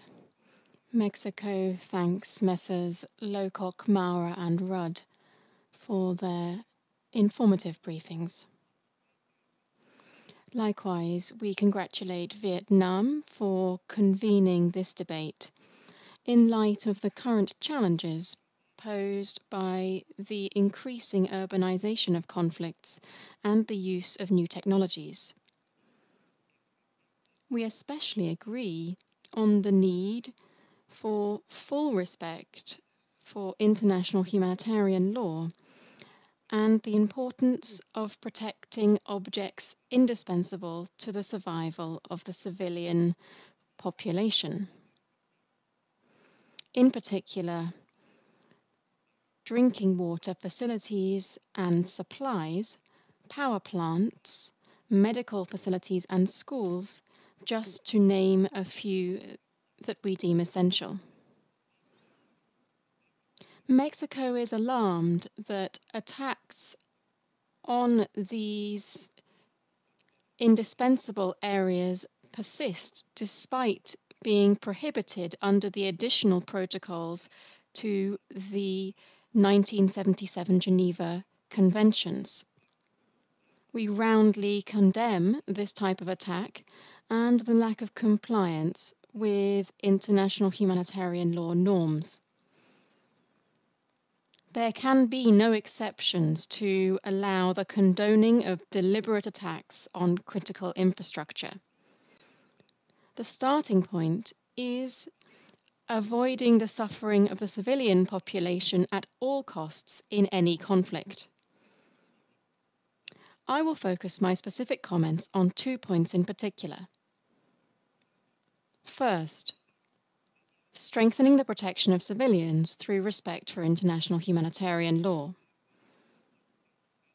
It is true that since the adoption of the Protection of Civilians agenda in 1999, this Council has promoted resolutions related to food, the protection of medical personnel and education. However, it will always be necessary to continue to broaden the spectrum of protection. That is why we have enthusiastically joined in co-sponsoring the resolution proposed by Vietnam, which reinforces international humanitarian law and international human rights law in the area of the protection of indispensable objects. The specific reference to the civilians who operate, repair, and maintain these objects represents, in and of itself, a significant contribution to the strengthening of international humanitarian law. Furthermore, the inclusion of a subtopic dedicated to the protection of indispensable objects in the Secretary-General's reports on the protection of civilians will help to grant greater visibility to this topic and, in particular, to strengthen the system of accountability. Second, the consequences for the civilian population of attacks on indispensable objects. In addition to attacks on drinking water facilities or power plants that disrupt the provision of basic services, the COVID-19 pandemic has made the link between access to water and health all the more evident. Without water, it is not possible to take hygiene and disease prevention measures. Damage to crops and livestock affects the availability of food, creating conditions of food insecurity, and can even lead to the use of starvation as a method of warfare. For this reason, Mexico considers that in addition to respect for international humanitarian law, it is imperative to invest in the maintenance and resilience of such infrastructure, to ensure that services continue to operate even in conflict situations, as well as to mitigate consequences that might lead to truly precarious humanitarian conditions. My delegation is also concerned that women and girls are disproportionately affected by the lack of basic services, as are Indigenous peoples. For instance, the closure of schools due to attacks or water or electricity shortages have long-term repercussions on the education and development of children and the community. Schools are also spaces where girls and boys are provided with food and psychosocial support. School facilities must be respected without exception. In that context, I am pleased to announce that Mexico has joined the Safe Schools initiative. We will continue to support efforts aimed at protecting schools and all educational centres. In conclusion, Mr. President, we have an obligation to prevent further damage and consequences for the civilian population in situations of armed conflict. We must ensure full compliance with international humanitarian law in any Security Council pronouncement or action, while enhancing the understanding of these norms at the national level and ensuring that those responsible for violations of international humanitarian law do not go unpunished. Thank you very much, Mr. President. I thank the representative of Mexico for his statement. And I'll give the floor to the representative of Niger.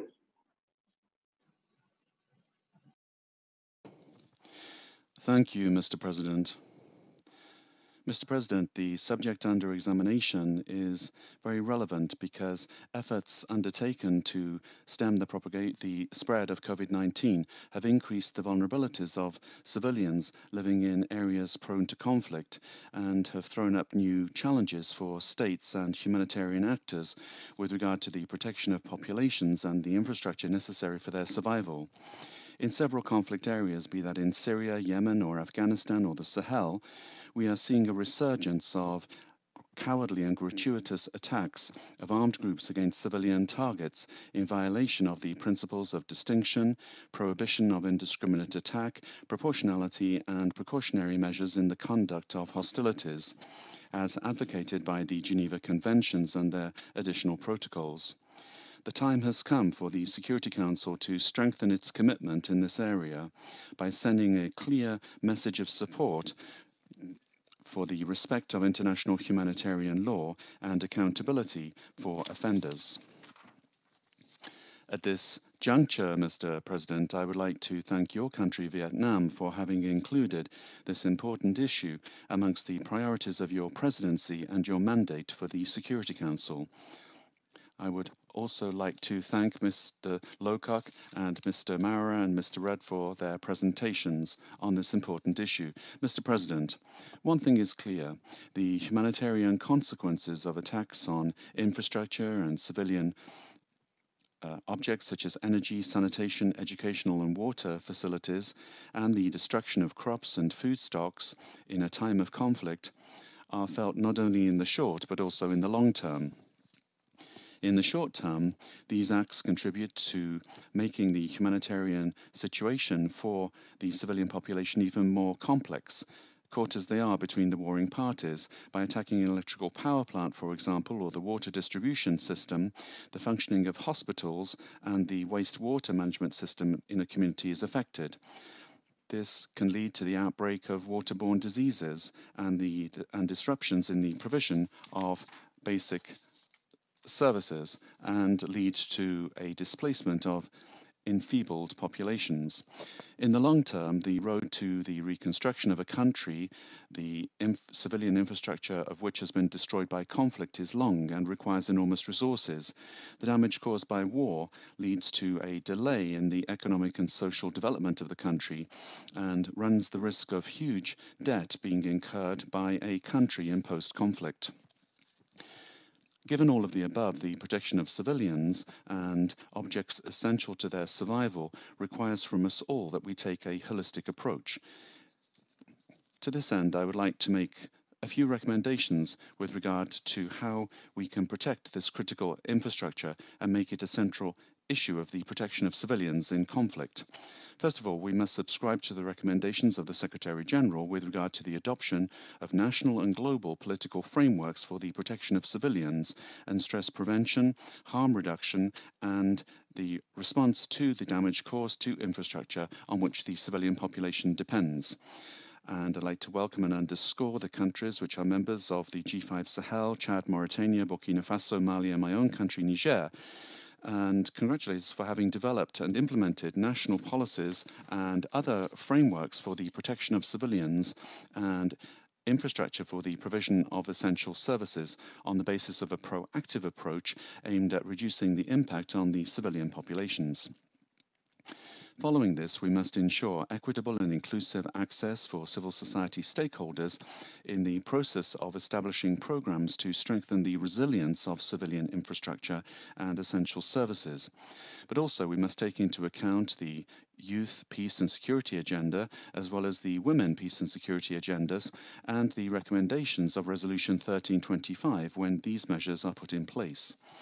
Moreover, the fact that 6 out of 10 of the largest peacekeeping operations are situated in countries that are most exposed to climate change, the adoption of measures aimed at improving our understanding of the relationship between conflicts and impacts on climate change is indispensable. Niger, together with Ireland and the Group of Friends on Climate, continue to work to ensure that climate change is taken into account in conflict situations. And finally, Mr. President, any genuine hope of putting an end to violations in conflict areas will also necessarily include concrete actions being taken to silence the guns and put an end to their proliferation. We would like, therefore, to remind states of their obligation to respect the Arms Trade Treaty, and we invite this Council to address the role that certain actors play in the circulation of these weapons, particularly in the Sahel. In conclusion, and given that our debate today is the last high-level event of your presidency, Mr. President, allow me to extend to you my sincere congratulations to you as well as to your government for a successful presidency as shown by the adoption of important outcomes by the Council over the course of the month. I thank you, Mr. President. I thank the representative of Niger for his statement. And I'll give the floor to the representative of India.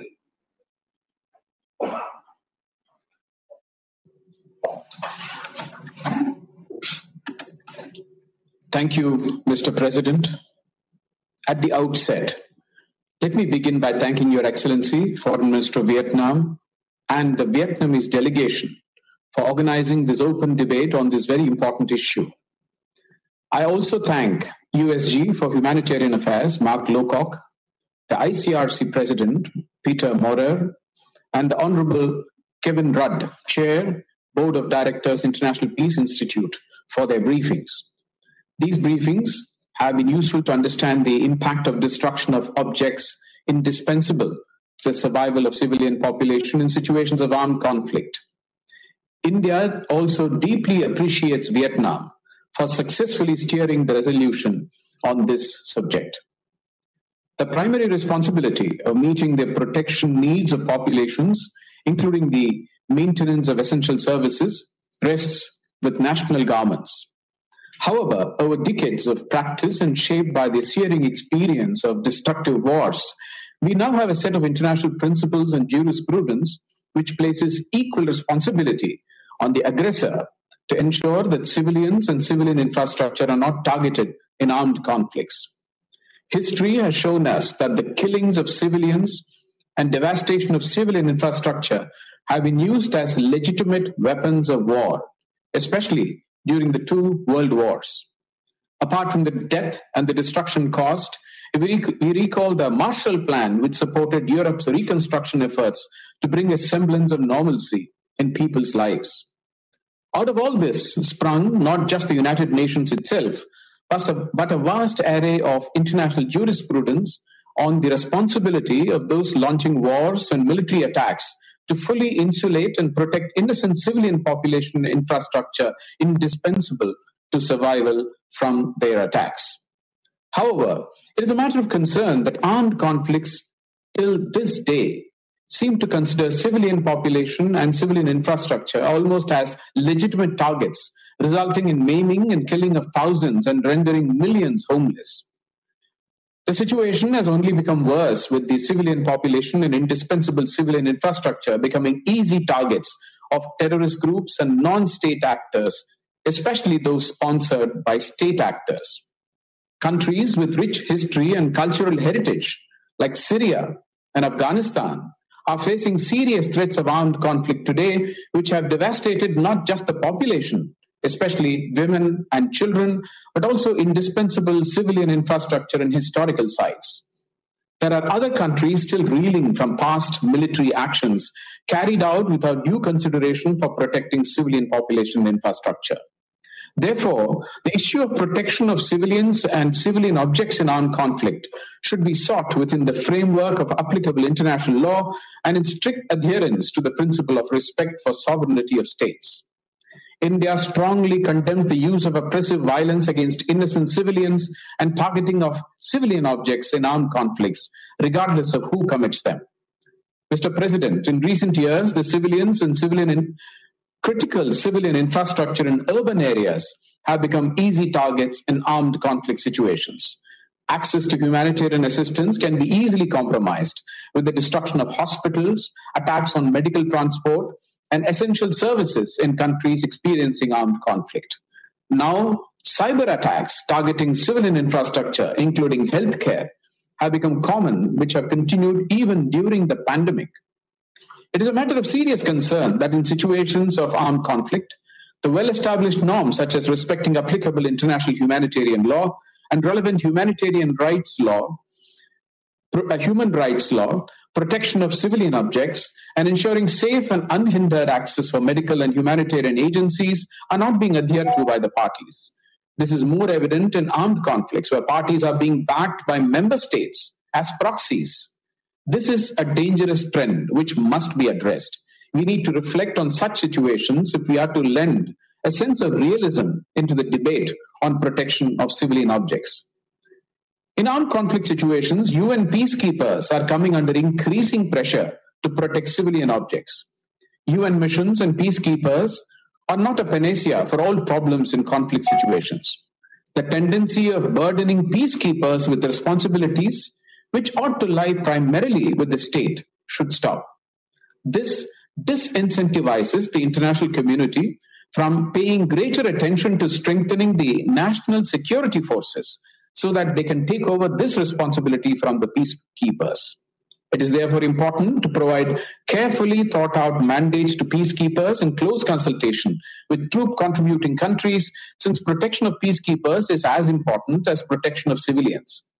Without proper equipment, training, and resources to meet the mandate's objectives and clear accountability at all levels, the expectation from peacekeeping operations to protect civilian objects is unrealistic.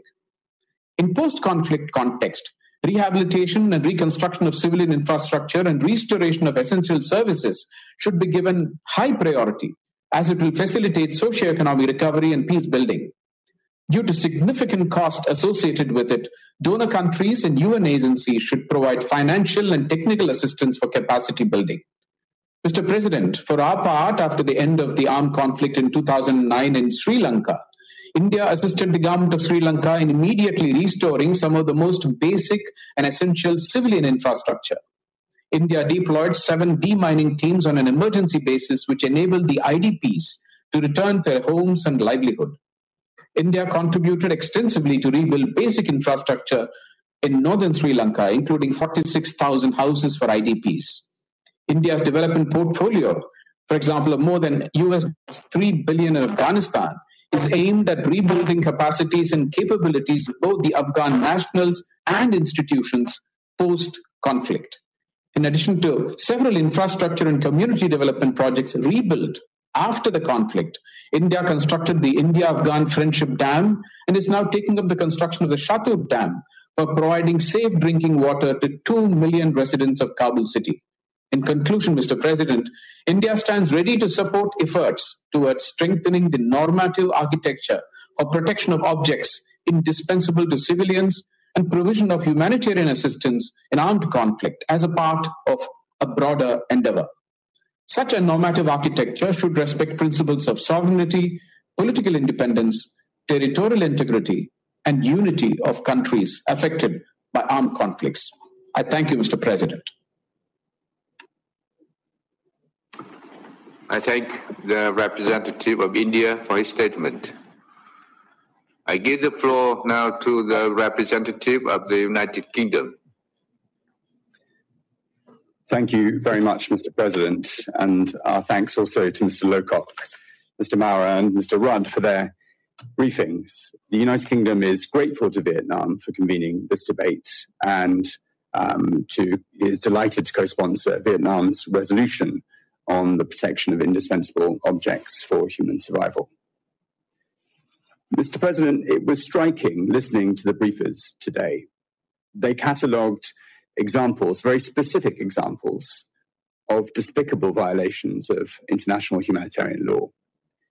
And in this council, we often hear this kind of evidence of the devastation of such attacks on indispensable infrastructure and the impact that has on civilian populations. But we hear those stories in isolation.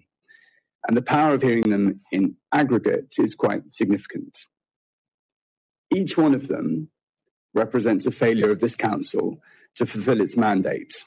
There are failures because we are not taking the action that might prevent them. Because just as our briefers set out, the examples and impacts of violations, they also set out how they can be prevented. Enhanced compliance with international humanitarian law, proper military practice, and critically, accountability for those who make a tactic of such attacks. So the adoption of this resolution today should signal the Council's unity in condemning such attacks. But it will only start to address this issue if we are serious about taking action together. Our first step must be to ensure all parties to armed conflict understand their obligations under international humanitarian law, follow the rules, and exercise restraint. That's why the United Kingdom provides specialist training in this respect through our partnership programs with the armed forces of other member states. Our training covers international humanitarian law, international agreements, and the military justice system. Our aim is to build knowledge and compliance and support more accountable defense and security forces. But when perpetrators attack indispensable objects in full knowledge of their obligations under international law and choose to ignore them, this Council should act. Instead, too often, they are able to do so with impunity. Effective national and international accountability mechanisms are a crucial element in providing justice for victims and in preventing such attacks in the future through deterrence. It is worth underlining that under the Geneva Conventions and their additional protocols, states have the obligation to respect and to ensure respect for those instruments. So, what should we be doing?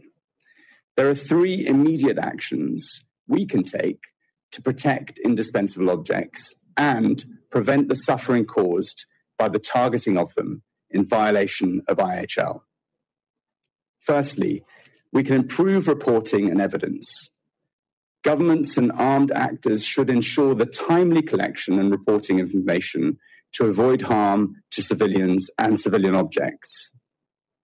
We should also ensure the effective use of existing UN reporting mechanisms into the UN Security Council and UN Secretariat to inform decision-making.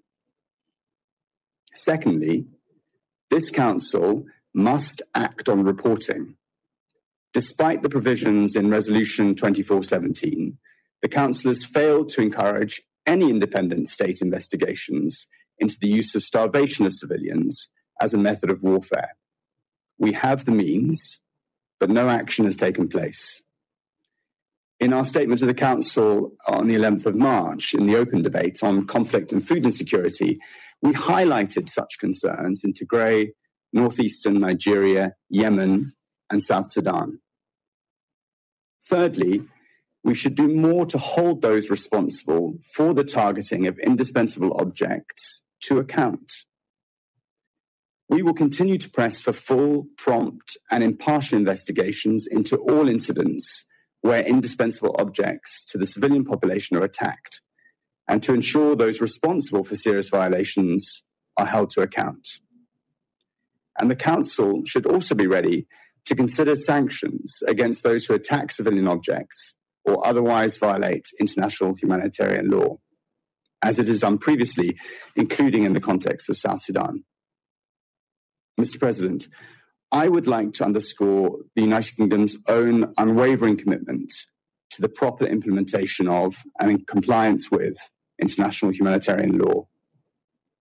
In March 2019, we published our first voluntary report on the implementation of international humanitarian law at domestic level. We are now working with the British Red Cross to support other member states to produce their own reports on domestic implementation as a practical measure to encourage continued improvements in compliance with IHL. Mr. President, the Al-Atareb Surgical Hospital in northwestern Syria was bombed just over a month ago. Yet another stark reminder of the devastating toll of attacks on indispensable infrastructure on civilian populations. The attackers struck because they believe they act with impunity. No state should tell this Council it believes in IHL or wishes to protect objects indispensable to the survival of the civilian population unless it is willing to take steps to prevent attacks like this and hold those who commit them accountable. Thank you, Mr. President. I thank the representative of the United Kingdom for his statement. There are no more names inscribed on the list of the speakers. I wish to draw the attention of the Council members to the document S/2021/402, which contains the text of a draft resolution submitted by Angola, Austria, Bangladesh, Belgium, Brazil, Canada, China, Costa Rica, Cote d'Ivoire, Croatia, Czech Republic, Denmark, Djibouti, Dominican Republic, Ecuador, Egypt, Australia, Finland, France, Germany, Guatemala, Hungary, Iceland, India, Ireland, Italy, Japan, Kenya, Latvia,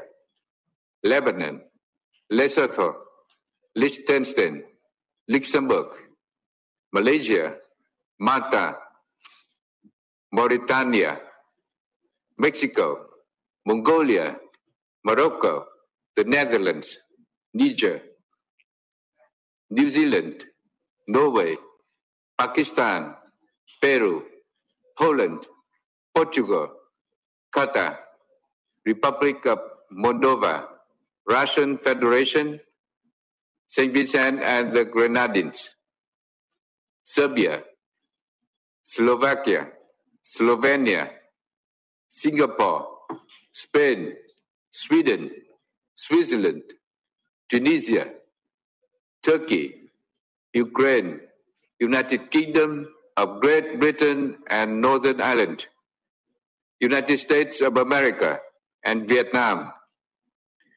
The final list of co-sponsors will be finalized once we checked all the letters of co-sponsorship. The voting procedure for the draft resolution was commenced on 26 April 2021 and concluded at 9:30 New York time on 27 April 2021, in accordance with the special written procedure agreed by the Council members. As set out in the letter from the President of the Security Council dated 27th March 2020, which is S2020/253.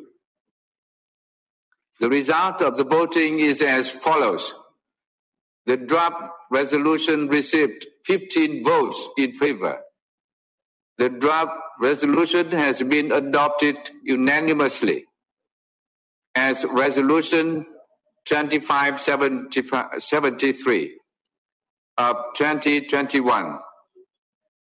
Before closing, I would like to thank all the distinguished participants who joined us today. I would also like to thank the member states and the regional groups which have so far submitted written statements on the subject of today's discussion. Statements that are received by the end of today will form part of the compilation of statements from this meeting, and we look forward to receiving more. I would like to specifically express my gratitude for the support and co-sponsorships of member states to Resolution 2573. Without your support, we would not be able to have this very important outcome. And this is my last chairing of a Security Council meeting. In my national capacity, I would like to express my gratitude and appreciation for the support and cooperation that member states, the UN system, international organizations, NGOs, and all individuals and organizations have generously extended to Vietnam during our presidency. This includes support for Vietnam's signature events, initiatives, and proposed outcomes, assistance and suggestions to facilitate the work of the chair, and an overall spirit of cooperation, constructiveness. This also exemplifies the Council's ability and strong desire for cooperation and consensus building. Finally, I thank the Secretariat, technical staff, and interpreters who made this meeting fruitful, discussion, and success. The meeting is adjourned.